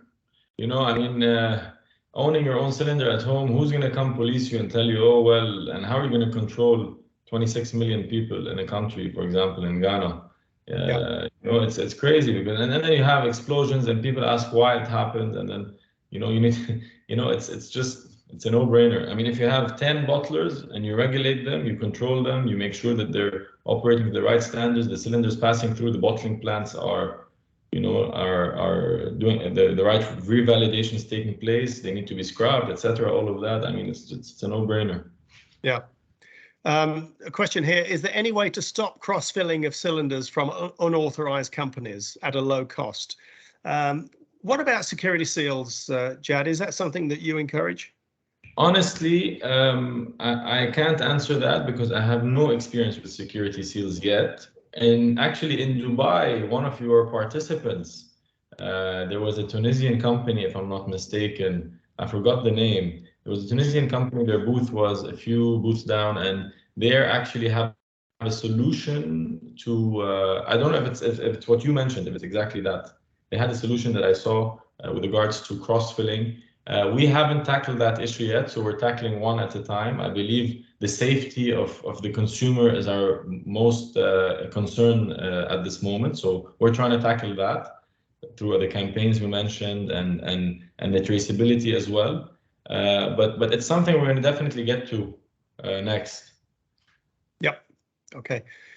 How do we deal with the potential threat customer-owned cylinders, considering exponential increasing consumer demand?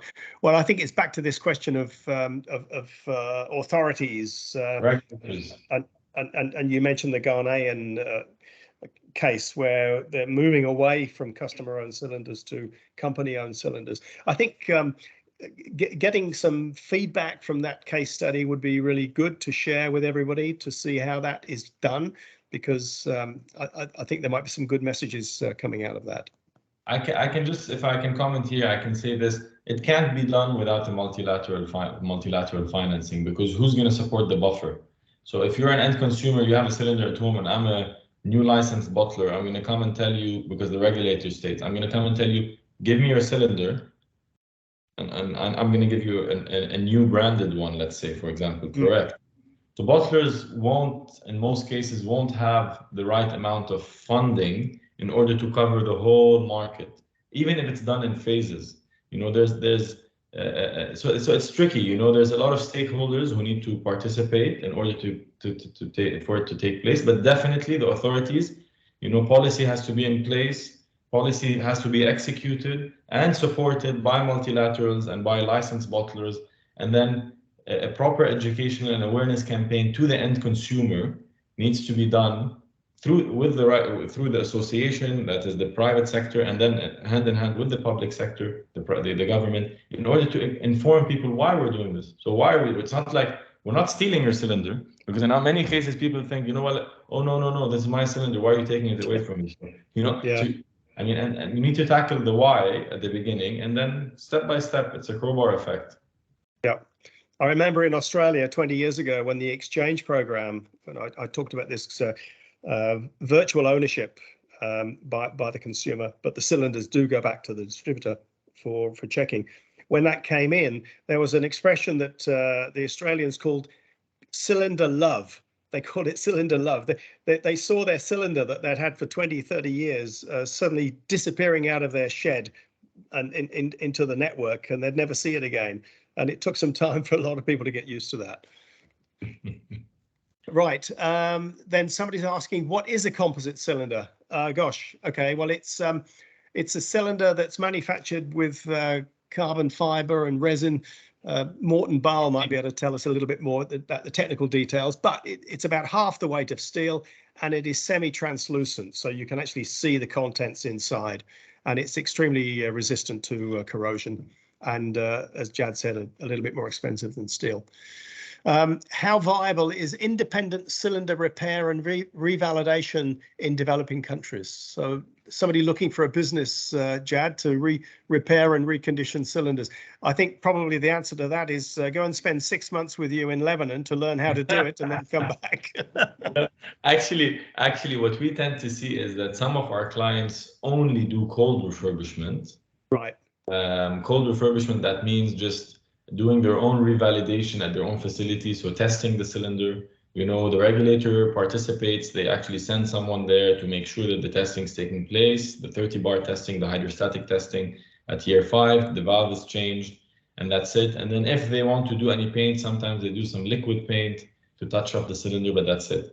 The problem with the hot refurbishment is that you have to cut and re-weld, and as soon as you re-weld, you know, there's a WPS that goes into place. You have to treat the cylinder, put it in the oven at a certain temperature. So it goes through the whole process of manufacturing a cylinder with all the other process of the earlier process of emptying, degassing, cleaning, boroscope inspection, making sure there's no corrosion, all that stuff. It's quite complicated and not feasible on its own. To answer that question, it's not viable on its own. So the capex that you would put in place to actually set up a plant just to do the hot refurbishment and cold refurbishment without the manufacturing doesn't make sense. There is no scale.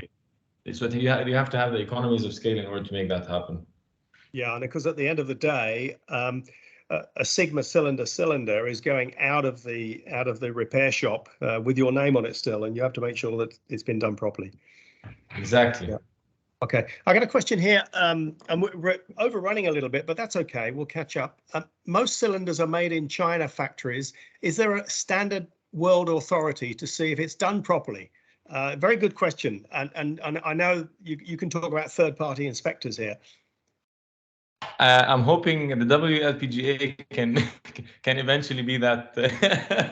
No, but I'm hoping. No, actually, it's up to the local regulator to properly send their engineers to the manufacturing plant, inspect, make sure they're up to the right standards. When the first batch of cylinder arrives, the right burst tests, the right X-ray tests are done on samples, and not just the first few batches, because with what we tend to see is the first few batches come, excellent cylinders are entering the market, and then the quality starts to drop, you know, when there are repeat orders. But yeah, I mean, but to answer his question, so yeah, most cylinders are manufactured in China. Our annual global capacity is 5 million cylinders, so we're up there, I think, in among the top 10 globally in terms of annual capacity. Our main competitor in Thailand do 8 million, so I think we're trying to push the bar in our future project in East Africa, which we'll be announcing soon, hopefully. Yeah, that's our 5th plant. Okay, we'll look forward to that news. And then finally, I've got Leacat asking here, WLPGA has to take tough action to share the necessary safety information for each country. I just say here, One of the stories I heard from Brazil with regards to illegal filling was that if you're caught illegally filling cylinders in Brazil, then you get punished very severely. In fact, you can end up in jail. And funnily enough, there's very little illegal filling in Brazil. So the message here is that I think the authorities have a role to play in ensuring that illegal filling does not take place by having heavy penalties for non-compliance. So that'll be my sign-off message for this session. And I've got one more question coming in. What do you say to customers who would prefer keeping their own cylinders instead of exchanging them, especially if the exchange one looks old? Very, very good question.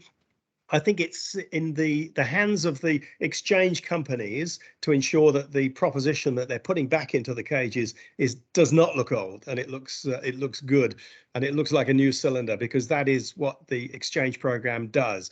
It enables those cylinders to get properly treated and repainted if necessary, and repaired if necessary. So I think the message there is not necessarily to the consumer, other than to say, look around, shop around, because if you find that you're not getting a clean and tidy proposition from one company's cage, then go and have a look at another. Jad, have you got any final comment to make before we close this session?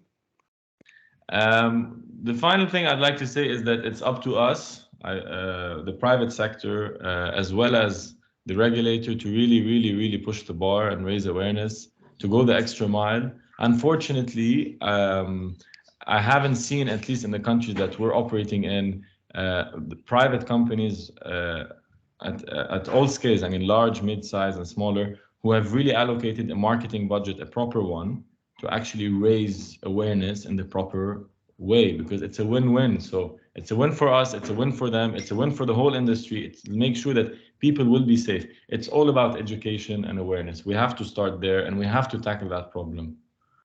Yeah, absolutely. Because, you know, when you think about it, the users of traditional fuels like charcoal and wood and coal, coal briquettes, kerosene, they've only used that type of fuel all their life, and now you're asking them to go to something completely new, which is in a cylinder, and they can't see the product. So it is a massive difference. So I think the education of the consumer, the residential consumer, is absolutely critical.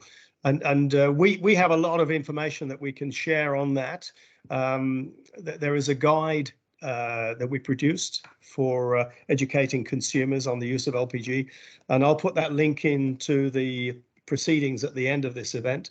Yeah, look, Jad, thanks ever so much for joining us, and I really appreciate your view from the aspect of a cylinder manufacturer.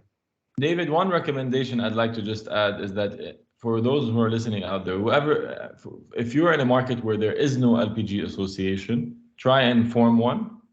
And if there is one, try and join hands with the members on that association to collectively participate in allocating a certain budget to raise awareness. And I think we can start from there. Yeah, because I've seen it in many countries where the major players are doing their own thing, whereas if they all combined, they could produce an association education program, which would be a lot more cost effective. So I absolutely agree with you there.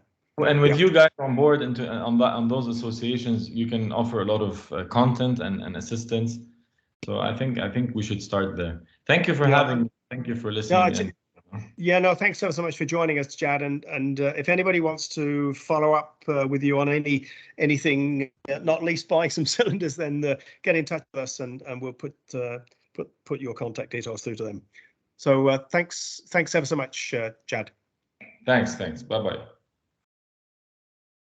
Now, Nervin, I'm just looking at the program. We're running a little bit behind, but that's okay. As I said, we'll catch up. And we're going to move on now to cylinder filling plants, which is quite appropriate, having what we've been just talking about, and also what came out of the poll. So are you first of all, is Morten there? I think I should ask that question first, because Morten Baal is going to run this session. I think, Morten, you have some slides, so perhaps it will be appropriate if you shared your slides, if you're out there and you can hear me. I am here, David. I hope You can hear me all? Yeah, I can Yeah. hear you very clearly. Yeah. So Thank do you you. want to share your screen? I will. I'll try to. Yeah, it's coming up. Okay. So I guess it has to be this one here. All right. Do you see kind of what could be the first page of my presentation, David? I do, and it looks good. Good. Thank you. Well, thank you, David. Thank you to the South African LPG Association and to the World LPG Association for organizing this event. I can see there's probably about 200 people out there, so thank you. Yeah, there are, and I'm gonna mute myself and take my camera off. So you muted yourself a bit early there, David, but that's okay. Well, thank you everyone out there for joining us, for participating, and thank you for the organization to arrange this. And again, as was said before, it's very important to have a strong national or regional organization to support the daily work of the World LPG Association as you have it in South Africa. And the awareness is not someone else's task. It's all of us. It's all of our task. We all have that task to take care of. Anyway, I will be going through the presentation here afterwards. I can't see the chat now, but I will put some information about myself and what I presented here in the chat after the presentation. I represent McKean Energy. We are a company, our motto is responsible energy solutions for people and planet. We are also a subscriber to some of the United Nations sustainable goals, as you can see here. We're a company out of headquartered in Denmark. We have about 2,500 employees across the world. We have our installations in approximately 140 countries. We normally say that if a country is recognized by United Nations or FIFA, we should probably have our equipment installed there. In 2021, our turnover was 200 million euros. We mainly work in LPG cylinder filling equipment, but we are also into LNG, biogas, and some environmental technology directions. We have offices in 20 countries around the world, and as I said before, we are headquartered in Denmark. Some of you out there will know Siraga and Kosan Chris plant, all very long-standing names within the LPG filling sector, and you can say McKean Energy is far and by the result of the joining of these two renowned companies within the sector. So I could speak for a long time about that, but given the fact that we are a bit behind and we specifically want to look at solutions that could be relevant in South Africa and perhaps in the neighboring countries, we make LPG filling equipment in all sizes and capacities, and I'll start from the very, very low capacities.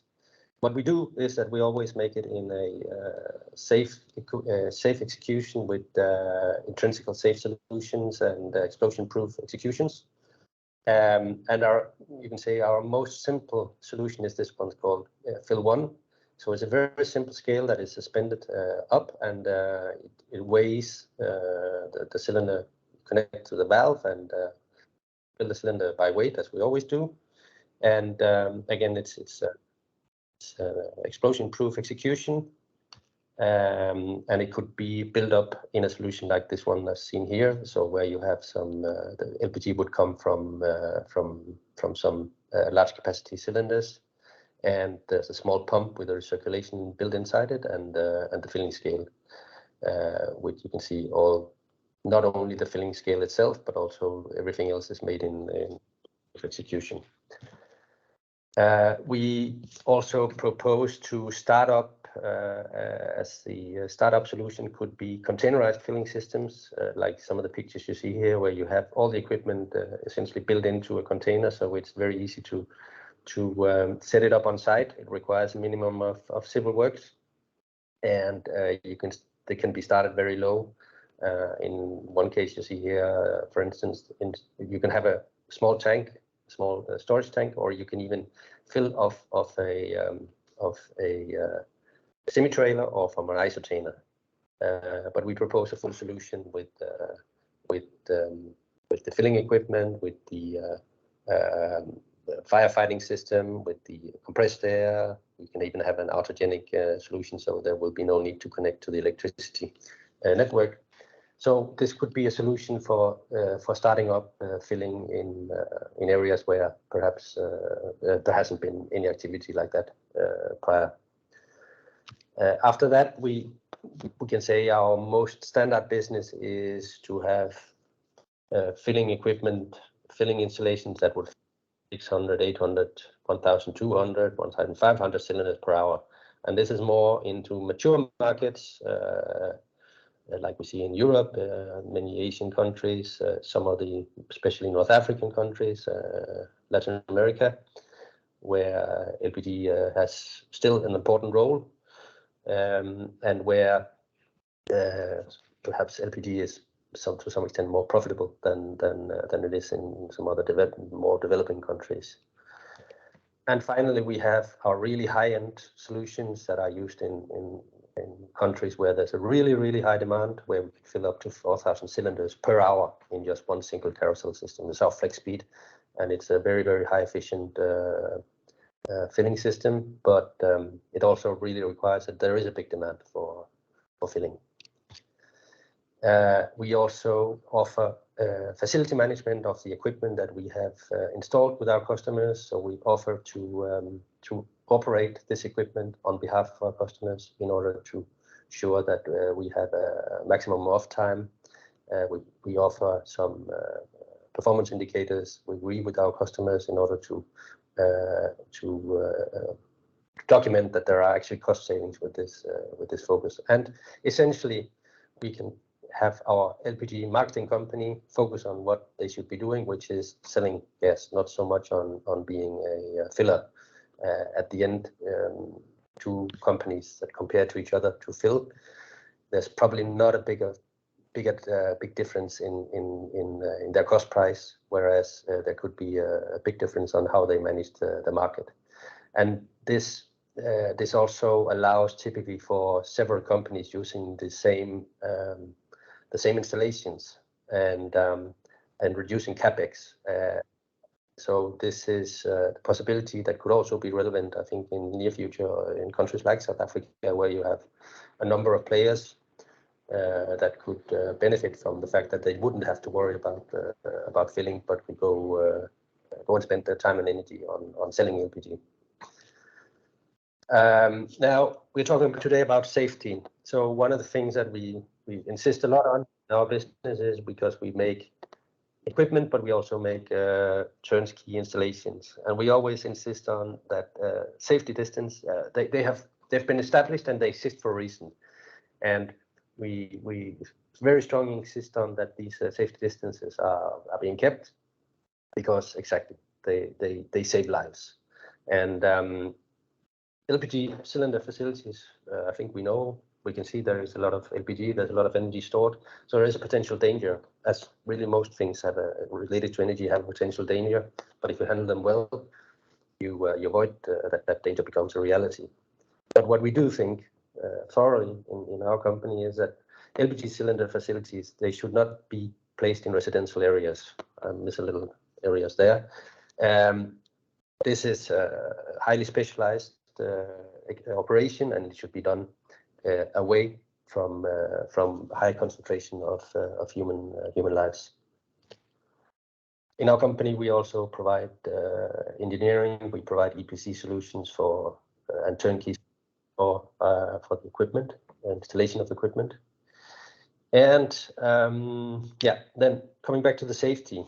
Now we have a lot of factors that affect the safety at LPG cylinder facilities. I've been talking about equipment, so choose the right equipment. HR, find the right people, train them, but above all, and perhaps the most important thing, is implement this safety attitude in all the people that are involved in your operation. It's not an optional, and typically results only come if everyone thinks safety as the first and last when we talk about filling LPG cylinders. You have your procedures, you have to maintain your equipment, twice, I can see. It is really, what I wanted to say was operations as well. All these factors, internal factors in your plants, you're an LPG cylinder filler, are affecting the safety in the plant. And first and last, safety is what you should think of, what all the employees in the company should think of when they get up in the morning, when they go to bed, when they come in for work, or when they leave from the work site. Apart from that, you have external stakeholders. You have yourself in there, what I spoke before, but then you have first responders, could be the most important thing. You have typically inspection agencies or bureaus, you have authorities, you have your suppliers that come to your site. Perhaps you have an LPG supplier that come with his tankers. Perhaps you have security people that are from an external company. You cannot ignore those people. As much as you do your job well internally, you also have to keep the external stakeholders. You have to keep that dialogue.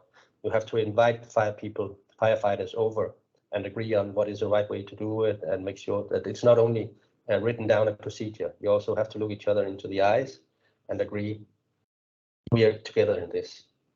You have your customers. Some customers bring their trucks with the cylinders to your site to fill the cylinders. So you have to be sure that they don't represent a danger to your site, and that you can help them to avoid that being a danger. So there's a lot of stakeholders, external stakeholders, that you have to keep in mind as well.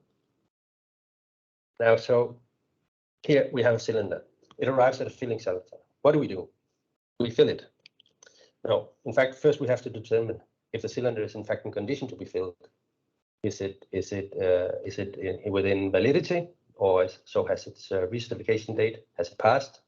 We have to inspect it visually to see if it's actually in conditions, if it's not dented or overly rusted, or any other visual problems that could be it. We have to be able to identify the tear weight. A number of issues that we have to determine. Can we fill it? No. We determine afterwards if we're in condition to fill it. So is our equipment in operational? Are our safety measures in place? Is this cylinder, in fact, a cylinder under our management? Is it ours, or is it belong to a company that we fill for, or to a customer that we fill for? If it doesn't do that, we should leave it alone.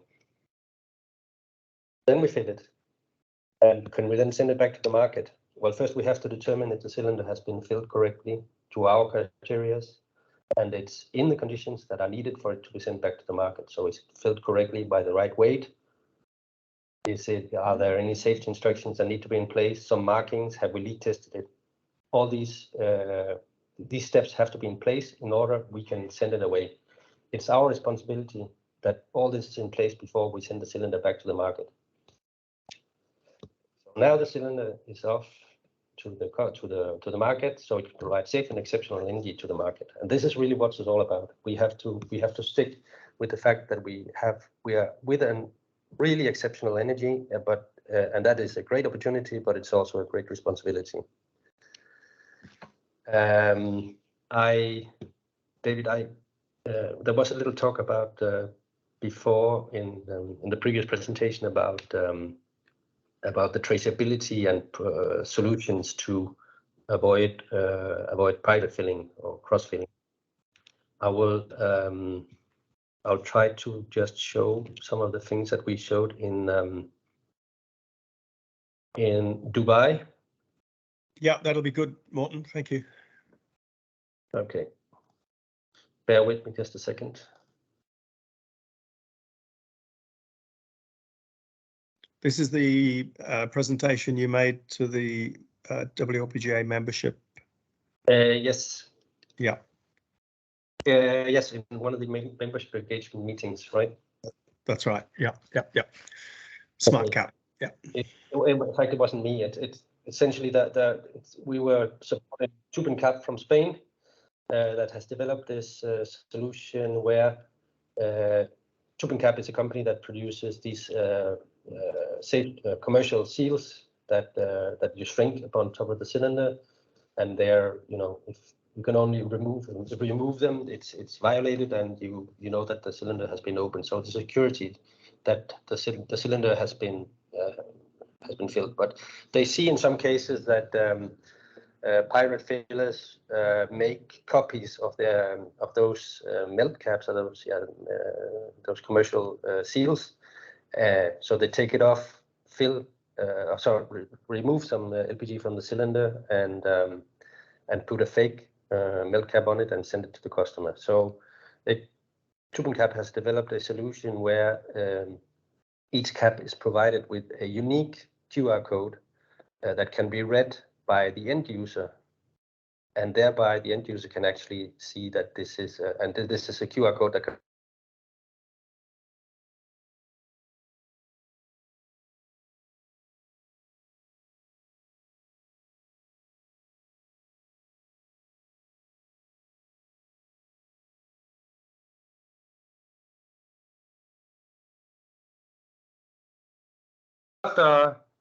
No, you're just explaining the device that TubenCap have introduced. And just, I know the valve shown there, I think, is like a compact valve, but is this able to be applied to the valves used in Africa? Because they have the 6 kg camping gas type valve, don't they? I think in the smaller cylinders, and the POL valve elsewhere. Yeah. For the POL valve, it's fine, and for the 6, the valve used in South Africa, I think it has a hand wheel on the side, but a solution can be found for that as well. I don't know if there's something being used for that, but it's definitely possible. And that's your QR code that I was talking about earlier, that the Youth Council have been working with. Yeah. So this is Go ahead. Yeah, it's a relatively simple solution to a big problem, you can say, and it might not be 100% bulletproof, because at the end, if pirate filling is defined as a cylinder being hijacked in a different circuit, of course, then there's not much we can do about it. But if it's this kind of pirate operations where companies are filling, if it's a pirate company that is filling a cylinder from company X and selling it as if it had been filled by that company, and perhaps underfilling it and not checking it, then they're not able to bypass the system. Of course, if there is no commercial seal on it, then there's no. But this is a relatively good and simple solution to part of the big problem within our industry. Yeah. Okay. I think I caught up a bit for the last time. If you want, I can just. I have a little knowledge about the composite cylinders as well, but because I thought about that when the question came through. I thought we'll save that for you. But yeah, I mean, for the benefit of those watching, could you just briefly describe the difference between a composite cylinder and a steel cylinder? Yeah, so a composite cylinder is essentially all the composite cylinders that I know of exist in the market now. They have an internal liner, which is typically polyethylene. Upon that liner, which is blow molded, there is a layer of fiber, which is the pressure resistant layer, and outside of that there is a casing which makes it handleable, so it makes it able to stand on its feet. And there is an insert where you connect the valve. Then the valve can be the same valve as is used in the market already. And so it's I've worked many years with this product, and it has some advantages and some disadvantages, and definitely has its place in the market, especially in places where you have big problems with corrosions, as you mentioned yourself, David.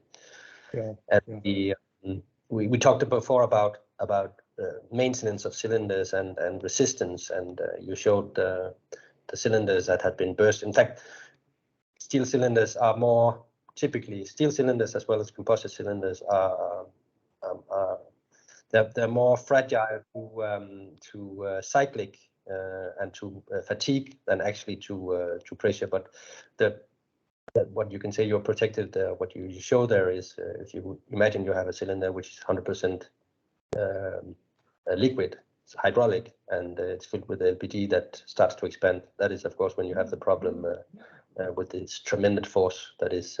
So it's very, very important that we keep focusing on avoiding overfilling, so filling to the right weight, not less, not more. Yeah, and I think it's fair to say that what is it, 2.5 billion, 3 billion people still burning wood and charcoal around the world. I think it's fair to say that the composite cylinder is not what I would have thought their preferred solution. I think we would be looking at steel. But there might be opportunities for the use of composite cylinders where the conditions are appropriate. So we certainly support composite cylinders in the applications that they're good at. But I think the reality is that penetrating the traditional market of wood and charcoal, we'll probably be looking at steel in the early years anyway. Definitely. Yeah. Morten, I just want to talk to you a little bit about you talked about the containerized filling plants, which is a really interesting initiative because this allows you to put a filling plant in a location where there is no LPG demand and generate that demand and then move it on later, having replaced it with a more permanent facility. But one of the things I want to talk to you about is something I didn't realize until you and I spoke about this a few months ago. The fact that McKean is now investing in these facilities, these filling plants, to take out the burden of capital investment by the LPG companies. So you're basically you're owning and operating them on behalf of the industry, and you have like a leasing policy, is it, with the LPG companies to use that? Is that the best way to describe it?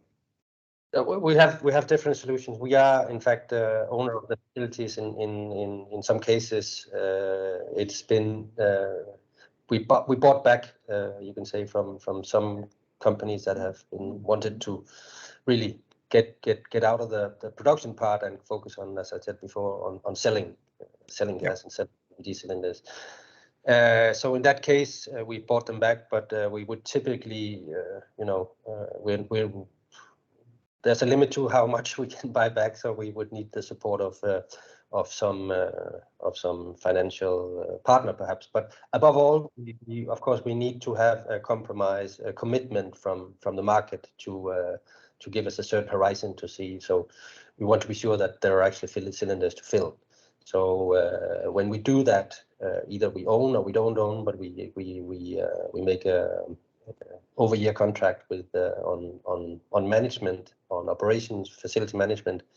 We typically ask for a contract for sort of kind of a take-or-pay contract for this period of time that will allow us to invest, because there is investment in people, in training, in resources, and we typically take care of maintenance, spare parts during this period. So in order to be able to do that, we typically ask for a contract.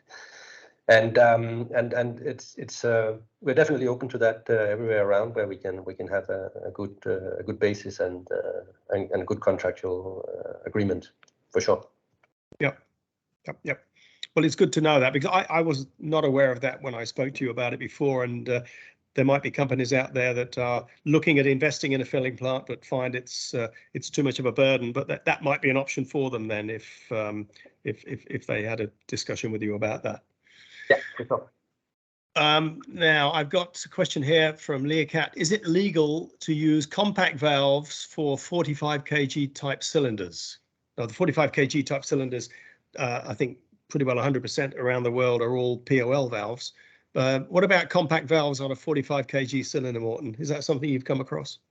I think there are some here in Europe that use, if not compact, then some other self-closing valves. Yeah.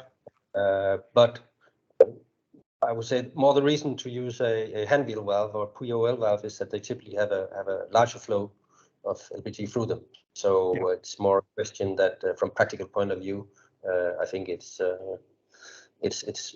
more relevant with a hand wheel valve that has a good strong flow of LPG, because you have typically an industrial, or could be a kitchen or a hotel or something like that.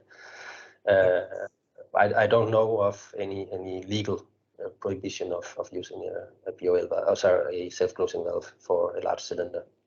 No, I think I'd put a public health warning on this by saying check the local regulations in the country that you're operating if you want to consider that as a possibility. All right, Morten, thanks ever so much. Any last comments you want to make before we close this? I think I've covered all the questions. If you don't mind, I'll just put my details in the chat, and also from Tupencap, from the Spanish company that make this solution. So everyone that's out there are free to look at the website pages and get in contact. That'll be good. Yeah, and as I said right at the beginning of this event, we will copy all the presentations and put them out to all the delegates who have registered for this, and you'll probably get that. I'll say, Gary, next week sometime, just to give you a few days to organise that. All right, Morten, thanks ever so much, and we'll move on now. And we move on, I believe, now to a panel discussion. And what I'm going to do now is share my screen, because I have an introduction to this panel discussion, which I'll go through very quickly. And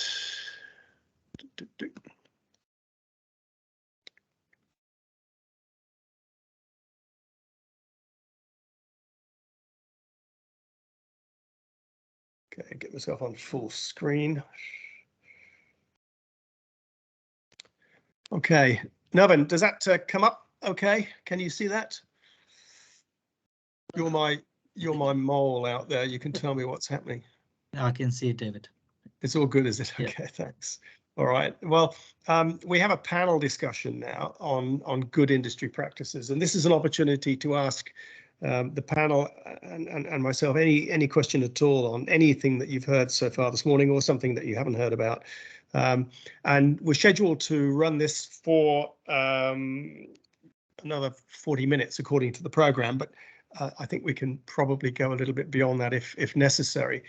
So before I introduce the panel, I'm going to give just a little brief introduction. Then I will introduce the panel, and I'll ask them to put their cameras on and put their microphones on, but that'll be in about 5 minutes. So let me just go through why we are so keen to encourage the application of good industry practices.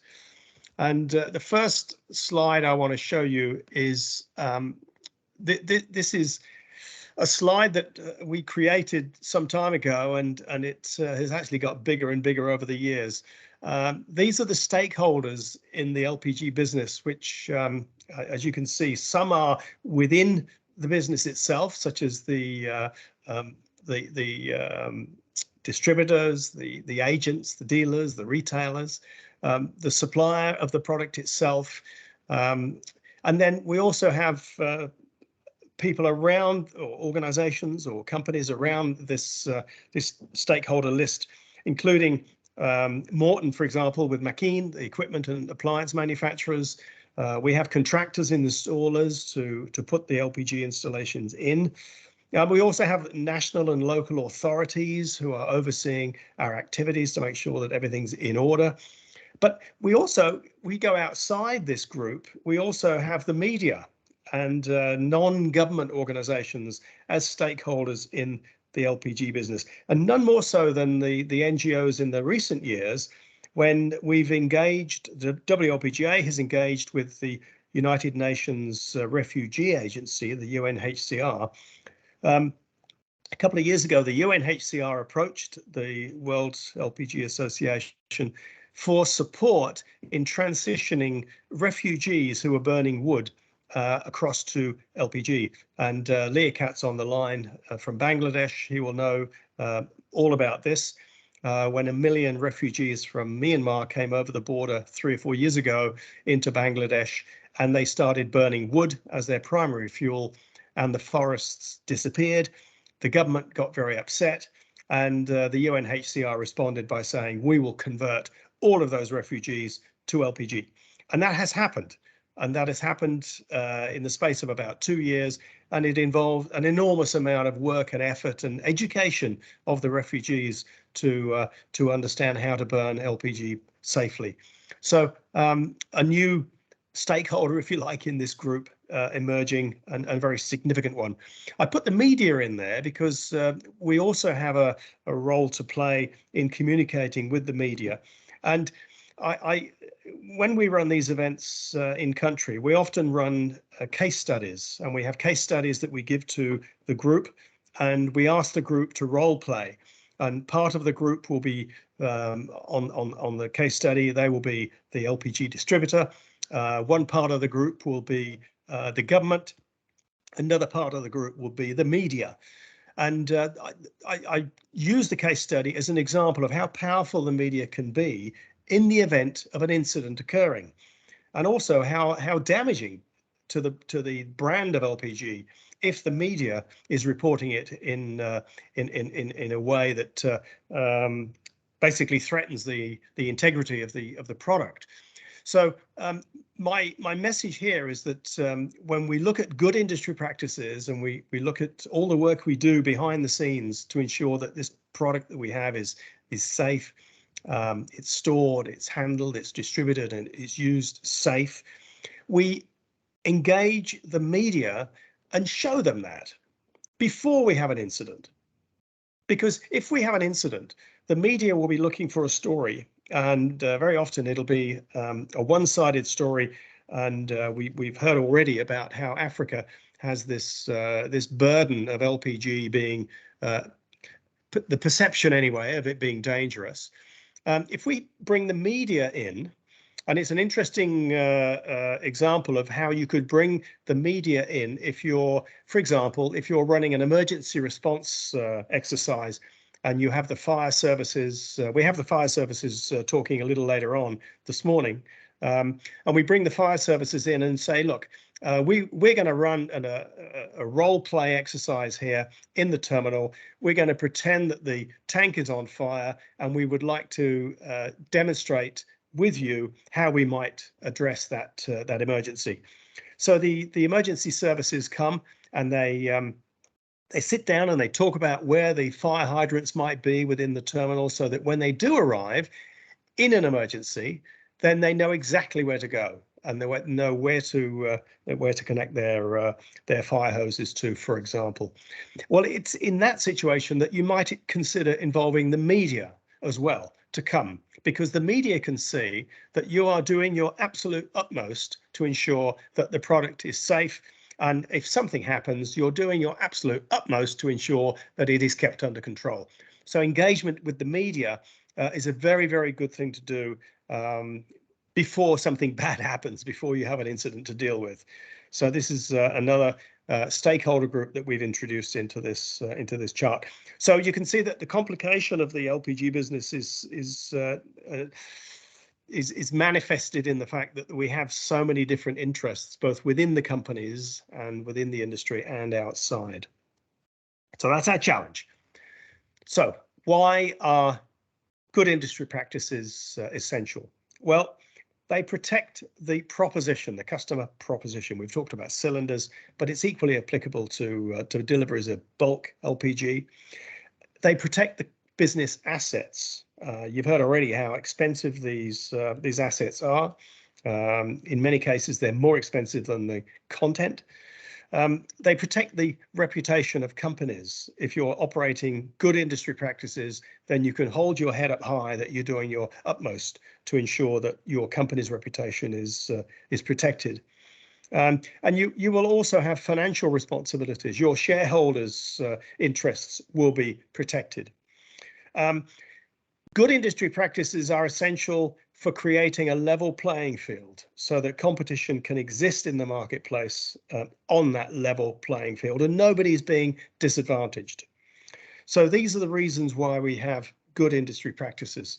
And probably the other most important reason is that it will encourage investment.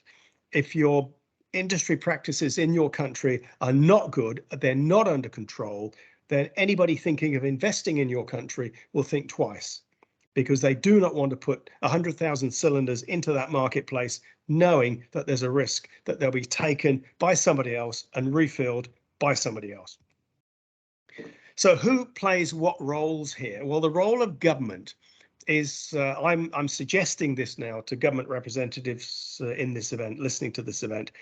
My recommendation is to maintain strong partnerships with the LPG industry, and particularly if there is an association present, like in South Africa.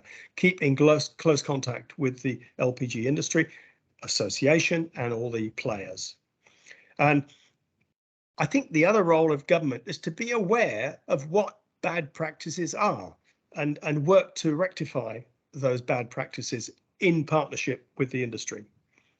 And something I mentioned earlier that's happening in Brazil, if there are non-compliances, then tough penalties have to be applied. And if people know that if they do something wrong and they get caught and they get a very minor fine, they will do it again. But if they know that there's a chance of being locked up in jail, which is what the Brazilians do, then they'll think twice. The role of government is also to encourage a competitive business climate.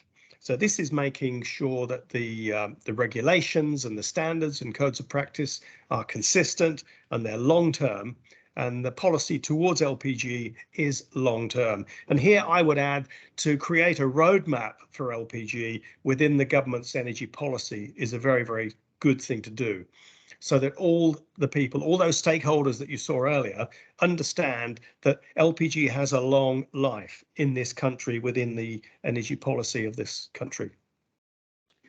The role of the industry, on the other hand, is to develop standards and codes of practice and evolve those over time and include the new technologies that come along. So don't stay still with this. You need to continue to develop and improve all the tools that you have available to ensure that your proposition is up to date. Your role also is to provide a safe and dependable energy. And as Morten indicated just now, when that cylinder goes out of the filling plant, he wants to know that it's been checked, it's been filled properly, and it's safe. And it's a good proposition. It looks good. It presents well to the consumer. The other thing about the industry is that it's growing. It's growing at about 3 or 4% a year. I said at the beginning of the event that the demand for LPG is about 320 million tons a year, and that's growing. And even through the pandemic over the last couple of years, it has not fallen. It's kept steady at around 300 million tons. But in the past, if you go back over 10, 15 years, it's grown at about 3 or 4% a year. Now, that is about 10 or 15 million tons of new business coming into the industry every year. And it'll happen again in 2022. The industry will grow by that amount. And that will bring in tens of thousands of people into the industry who have never worked with LPG before. And they need to be educated, they need to be trained. And this is not just staff or contractors, it's also consumers, as we heard earlier.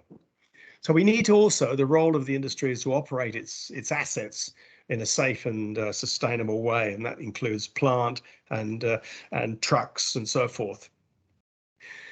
There has to be a fair treatment of employees and contractors. And I go back to Pete Ralston's comment earlier about communicating safety within the industry. It's so important. And I think this is one of the key roles of the industry, is to make sure that everybody involved in the industry understands the importance of safety, right up to the very, very top of the organization.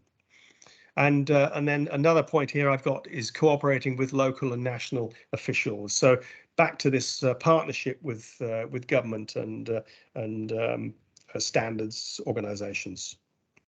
So just finally, good business practices creates a foundation for fair competition. Everybody wants to operate on a level playing field and not be disadvantaged. And if you do that, then investment will be encouraged. People will come and invest in your business, in your industry. And the other thing that business practices does, it encourages differentiation. You might think that if everybody's doing the same thing, then there's no differentiation. But on the contrary, players will encourage differentiation to strive towards best practice. We're talking about good business practices but the goal is to have the best business practices. And I often use the analogy for this with the Olympics and the high jump. And the bar is set at 4 feet. And somebody comes along and jumps over the top and rattles the bar, but the bar stays there and it goes down in the book as 4 feet. And somebody else comes along and jumps and clears the bar by 2 feet. So he jumps 6 feet and it goes in the box as 4 feet. It's exactly the same. Both people have achieved the same mark, but one of them has actually extended the performance by jumping higher than the bar, and this is an indication of how people can actually strive towards better, doing better, striving towards best. So we're not trying to encourage a uniform business here. We're just trying to encourage a safe and sustainable business. But there will be things that get in the way. And now I'm going to go and stop my screen sharing and introduce the panel that we have for today.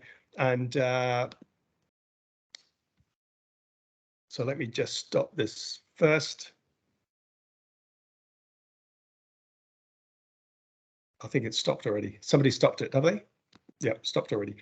So so let me introduce the panel. So we have with us today, and I'll come back to the slide that we had. We have representatives from the South African industry, the South African LPG industry. We have from Oryx Gas South Africa, and forgive my pronunciation here, but Sikokheli Dubi and Likang Okodile. So apologies for you two for my awful translation, my awful pronunciation. We have Jeff Vincent, which is much easier to say, Jeff, from Fuel Tech. And we have Andrew Mathabatha from Linmore.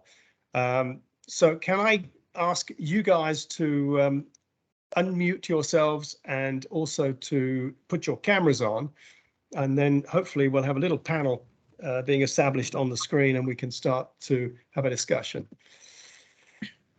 David, just quickly, I just want to check if Andrew is on the call. Not sure, but Jeff is. I've just seen him now. Can't hear you, Jeff. Maybe you're muted. Can you guys hear me now? I'm not muted. Yes, I can. Yes, very clear. Thank you. Thank you. Speak louder to the mic. Nervin, who else is on the call? We have Sikokheli here, and Lekang is also here. There we go. Okay, thank you. Greetings, Jeff, and to everyone else. I'm sorry to you, David. My apologies on that. Yeah. No. So Sikokheli, go through this. I said this the other day, and I nearly got it right. Sikokheli. Yes, it's Sikokheli. Okay. Yes. So I will be speaking on the part of Oryx.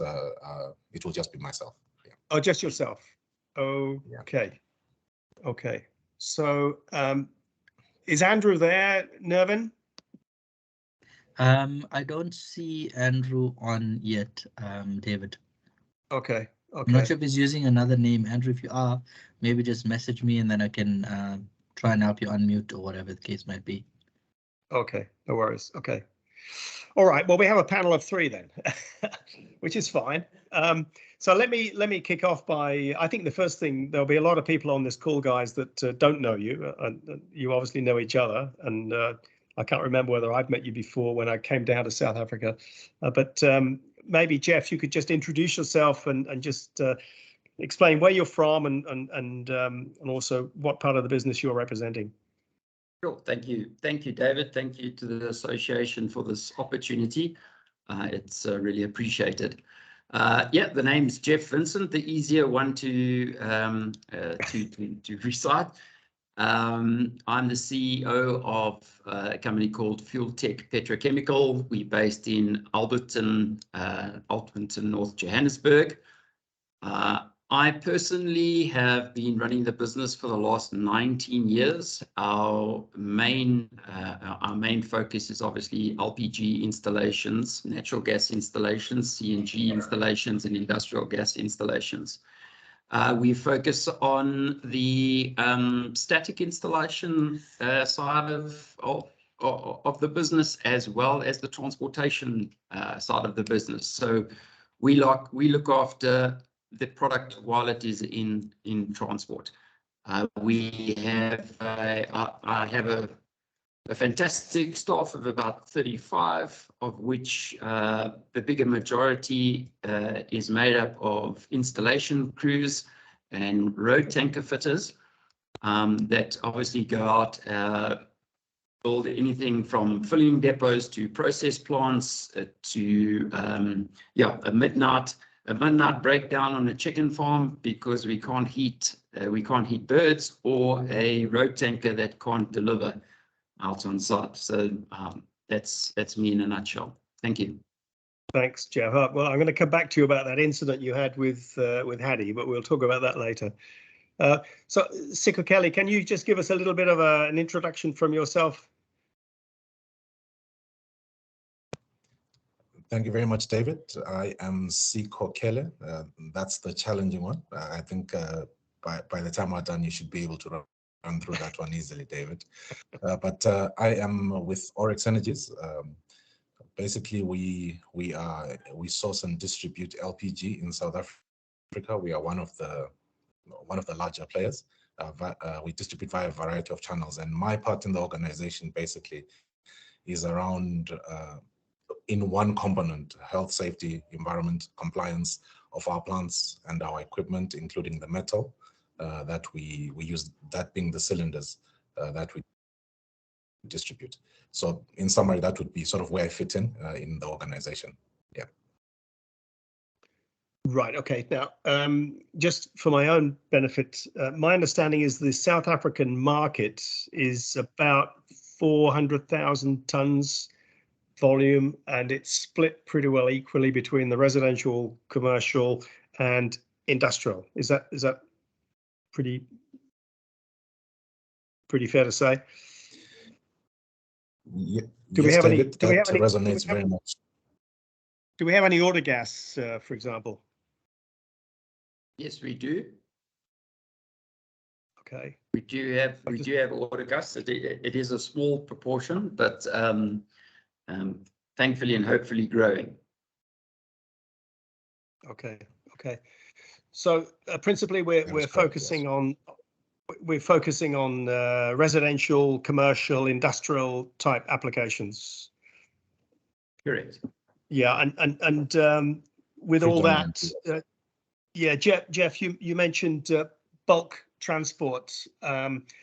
What are some of the challenges that you find with bulk transport in South Africa? I think first off, and Hardy will kill me for this, but one of my biggest bugbears is that we don't have enough transporter involvement in our association. I think having one of the other speakers mentioned it before, that in fact, he said, if you do not have an association in your country, you should seriously consider looking at that and introducing. And I'm a firm believer in association. You need that body to bring parties together. And on the transport side of things, I think that's where we are lacking. We have we obviously have a handful of major players that have through times, and if I can be honest, through incidents. As soon as incidents arrive, then all of a sudden it's a big discussion about how we need to assist each other, how we can work together to learn from each other's mistakes. And I often feel that lasts as long as the incident investigation does. we hardly even get the findings from it. So yes, I would certainly like to say that our transporters need to be more involved in the association, and believe in the association. For a long time, there was a view or an understanding from some of the transporters that the LPG Safety Association was all about domestic stoves and heaters. And it most certainly is not. There's a lot more to it than that. Yeah. And tell me, Jeff, who actually operates these road tankers? Is it the LPG companies, or are they contracted in by the companies? Both scenarios. So Okay. either a major supplier will have their own fleet, or they will outsource that fleet. I wouldn't be able to give you exact figures, but I'd probably say about a 60% outsourced, 40% owned. Right. And where are most of the challenges coming from? From my side as an installer, or do you think or are you asking from a transporter's point of view? Just a general observation from an outsider looking in. I think obviously we set up a lot of filling plants, and if I understand the trends in South Africa at the moment, I think we're going to look at a lot bigger import volume, and that is going to have to be serviced by bulk fleet. I think definitely there's going to be massive growth in that industry. What concerns me somewhat about that is that are the tankers that are being used to transport the LPG. I don't feel enough has been done to look at the standards of what is carrying our product on our roads. That's a big challenge. I know there are associations at play trying to create an African transport or SANS code. We use SANS 1518, which is transportation of dangerous goods. I believe some of my colleagues are working on creating a African standard, so that if we receiving a tanker, for example, from Zimbabwe, Botswana into South Africa, that their tankers not only meet our requirements, but also we obviously need to understand their requirements and make sure that from a safety perspective, loading, offloading perspective, we have the same equipment and safety standards. Right, and I guess we're talking about two things here. One the design and the manufacture of the tanker itself, and then the other is the performance of the driver and the education and training of the driver. Which one of those is giving most challenges, do you think? On my side, from my side, it definitely standards. So we're having tankers imported into SA, or either through neighboring countries or direct. It's very easy for you to go onto the internet, put in LPG road tanker for sale, and you can find something that you can bring in for $30,000. Whether that adheres to our standards, has the right equipment. Some unfortunate customers of mine have found that out once the tanker lands in South Africa and they're wanting to use it here. So that I see as not meeting the requirements, not understanding the codes of construction in SA. There's been comments before in terms of Africa being a bit of a dumping ground for everybody's second-hand road tankers. I've certainly seen enough of them in my lifetime. Comment on driver training and so on and so forth. I personally, I deal a lot with those transport companies and majors. I'm sure they have their own challenges, but I must admit the level of professionalism on with those companies is normally quite high. So I haven't personally had any issues with that. In terms of driver education and training, generally the bigger companies are quite on top of that. Right, good. Thanks, Jeff. I see we've got Andrew joining us. I don't know, Andrew, can you put your camera on and unmute yourself if possible? Hello. Can you see me? Now. No, I can't see you yet. Yeah, let's wait for it. So while we're waiting, would you like just to introduce yourself and let us know who you are and where you're from and what particular part of the business you're representing? Okay, I am from Lemmo Distributors, which I was the technical specialist engineer for Robert Bosch South Africa, for Sub-Sahara of Africa. And basically, I'm representing the appliances side of it because we deal with gas, water heaters, stoves, and gas hobs, and anything that is gas related in the Bosch side.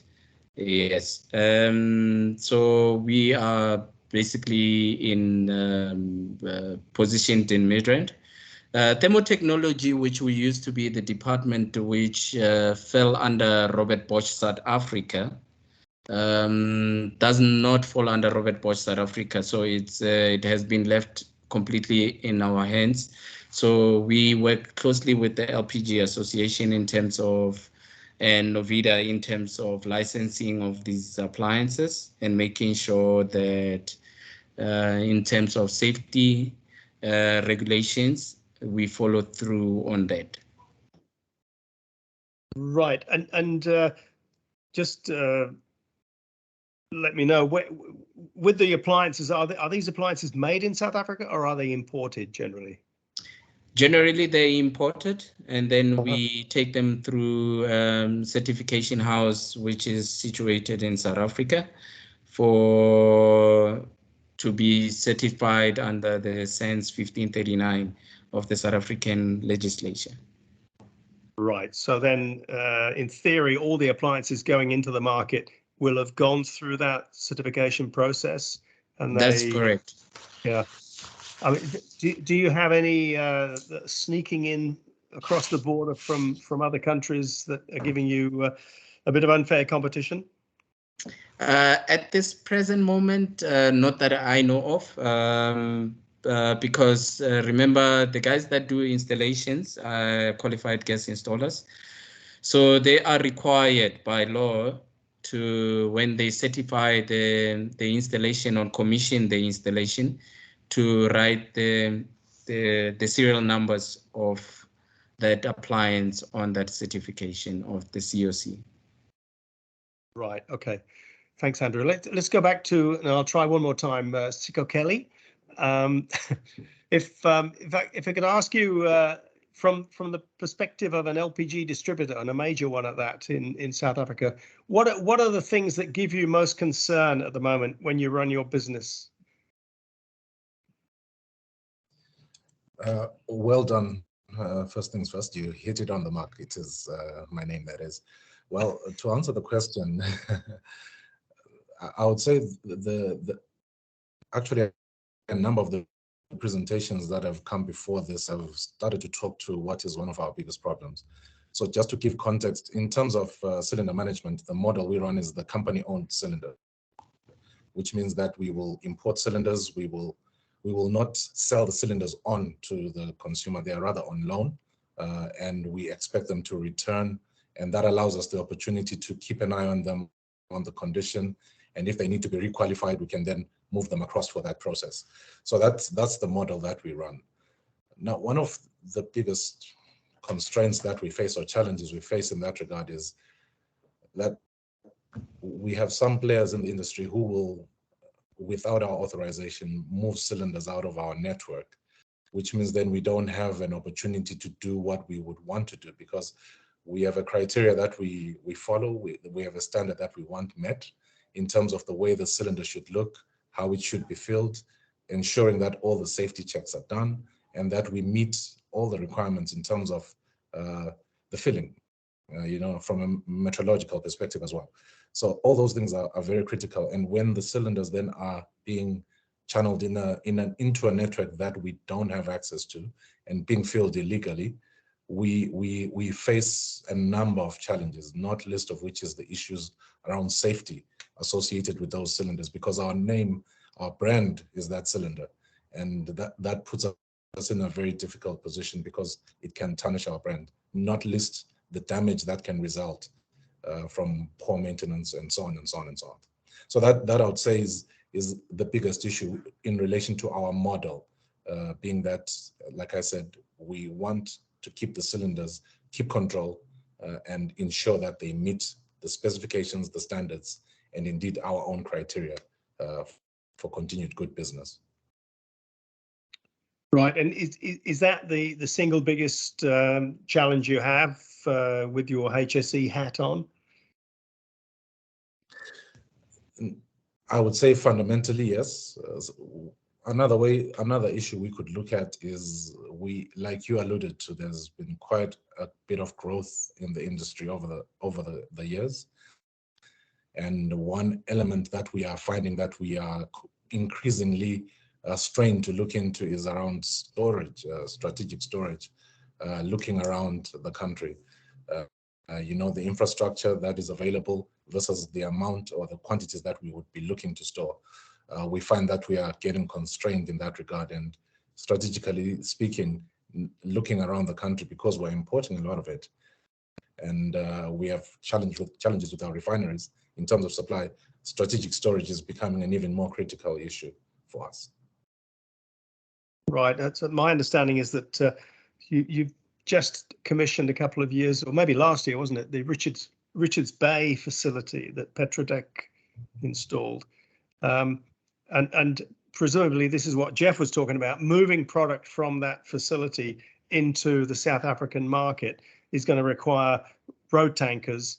And yeah, that is something that is probably going to be quite challenging. Going back to you, Jeff, in terms of the Richards Bay facility, how will that product in practice go into the market from there? What facilities will there be? Will there be tankers operated by contractors, or will the companies themselves pick up the product? How will it work? Again, I think it's twofold. It's again, companies that own their own fleets will be picking up from. A lot of the bigger companies obviously have inland storage, so they'd be picking up from the likes of Richards Bay, taking it to their inland or inland storage facilities, and then distributing from there. So we definitely are seeing a bigger growth in the distribution in the distribution network. We're getting, for example, we operate in Gauteng, a lot more focus on bulk, to be able to take either one or more of those road tankers. It's quite interesting for me to see how the market has adapted from when I started. I think the biggest LPG road tanker you could get was a 44 cube, and now we're running at 60. I think our biggest is a 60 cube that's being produced at the moment. Yeah, so it's interesting being part of both of those two divisions. We have bigger and better road tankers being designed and put on the road, carrying far more product. But yeah, there's a need to bridge the gap in terms of, okay, how many road tankers worth of gas am I going to budget? For example, I have customers phoning me wanting a 40 cubic meter tank because they want to take a full road tanker of gas. that being a 60 cube. It's not going to fit. So that's been quite interesting for me to educate the opposite side of the market as to the growth in road tankers. But certainly getting back to your question, one wonders where rail is in all of this. I know some of the big customers do have rail facilities, but it surely makes logical sense to me that our rail infrastructure should be improved on.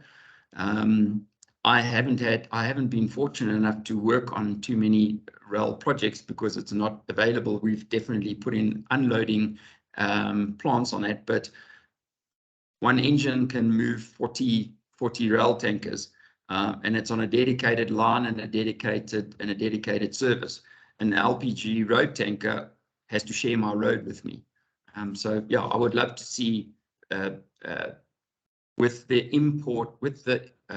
increase in import, so we look at better ways to transport our product, and I feel rail would be a great answer to that. Yeah, no, I think you're absolutely right, and rail is an extremely common way of moving product around, particularly in Europe, for example. So I think there's lots of information about that could be shared.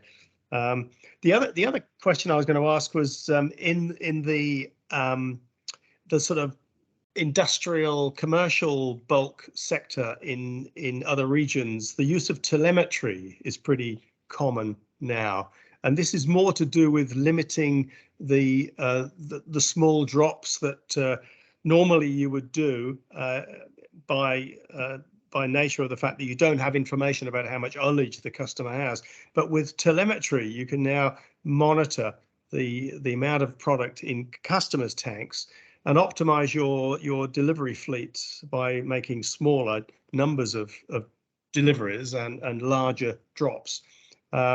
Is telemetry something that's being used in South Africa at all? Because if telemetry is applied properly, it can actually reduce the number of trucks on the road, reduce the number of visits to the customer's site, and make the whole operation more safe. Yeah, it's funny enough you mentioned that. It's actually been quite a topic of conversation this week. Telemetry has been around in SA for quite some time, and when it hit the ground, we were very involved with poultry, for example. And when you have a poultry farm going down because the farmer forgot to put to order his next load of product, and you're losing 35,000 birds. I thought this was a godsend, and that everybody would jump to it. But funny enough, yeah, definitely not as quick as I thought. I personally see the major advantage in telemetry and having your distribution network basically on your PC, and you can color coordinate minimum and maximum drop loads. So yeah, it sets the trend. Besides our majors, I don't often see that. And it's unfortunate, and definitely it would make an improvement. I do see, though, that telemetry in my field is being used more for monitoring who's filling the tank. I certainly see that more in terms of, so yes, one aspect of it, definitely stock management. And the second would be actually monitoring the assets. For example, is X company, they have a contractual agreement to take gas, and they were taking gas every week. Now they're taking gas every second week. For whatever reasons, they're getting the product cheaper. They're not honoring their contracts. I'm seeing a lot more. It seems to me I'm seeing a lot more telemetry put in place for that rather than managing your distribution, which is sad. Yeah, it's interesting. Yeah. Siko Kelly, what about Oryx Energies? Are they looking at applying telemetry in South Africa? Well, David, we also have, so the quick answer is yes. In fact, in some of our installations already, we have telemetry installed for the very reasons you mentioned, primarily managing the stock and managing our logistics, being more efficient as a business. So we are certainly looking to expand the footprint of telemetry across the footprint of our operation, but certainly we have gone a long way in incorporating it into some of the most strategic ones that are already in place. Okay, I'm just writing something else down here because a couple of years ago, the WLPGA produced a report on the Internet of Things, and I think the conclusion to the report was that the LPG industry is lagging behind telecommunications, for example, by about 10 years in the application of IoT. But on the good side, we actually populated the report with something like 12 case studies where IoT was being used successfully, and a couple of those case studies were on the application of telemetry on bulk tanks, and it was, I think, one of the case studies. The title of the case study was the drive to 65% fill. That was the goal, because the company that was the feature of the case study, they found that their average fill was about 20–30% of the tank. So they were doing frequent small drops. But after the application of the telemetry, they were able to increase that to 65%. So the customer would have the confidence to let the stock go down to a point where there'd be a little trigger alarm if it got down to 25% full, for example, and then that would set in motion a refill, and typically that would be around 65% of the total as a volume drop. The other thing that allowed the company to do was to actually sell a couple of road tankers because they didn't need them anymore. They could actually operate with a smaller fleet, and like I said, if you have fewer deliveries, albeit larger deliveries, then your time on the road is less and your risk is reduced. So I've made a note here. I'll put the link to the guide, the IoT guide, in the little package. We'll have a little toolbox at the end of this event with some things that we can send out to everybody, but that'll be one that we'll include. Great. Sorry, Dave, if I can just yes. add to what you're saying, and what we currently working on is another extremely useful telemetry, or use for telemetry, is we are currently looking at, and there are already systems out there. We're just looking at South Africanizing it, but often our refillers want to close off a day. So what does that mean?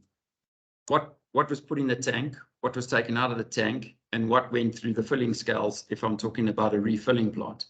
So I'm currently looking at the connection between that and trying to get a daily report, daily tally. So the example, I've got 6, 8, 9, 10, 11 scales. All of those scales are intelligent, and they're reporting on residuals in cylinders, fills, how many different types of cylinders you've filled. And like you say, we're behind the curve on technology, because we should be able to get a printout at the end of the day to say my tank volume dropped by X. That equates to so many tons, and I'll push that tonnage through the 6 scales, and 90% of them were 9 kg cylinders, 10% of them were 48 kg cylinders. I mean, information is power, and it, like you said, it leads you to make decisions on your next cylinder purchase. Am I going to buy more 9s, more 19s, more 48s, and so on and so forth? So we're seeing the benefit of that in using telemetry. Yeah. Well, I hope nobody is on the call from Shell, because I used to work for Shell, and I used to run LPG businesses for Shell.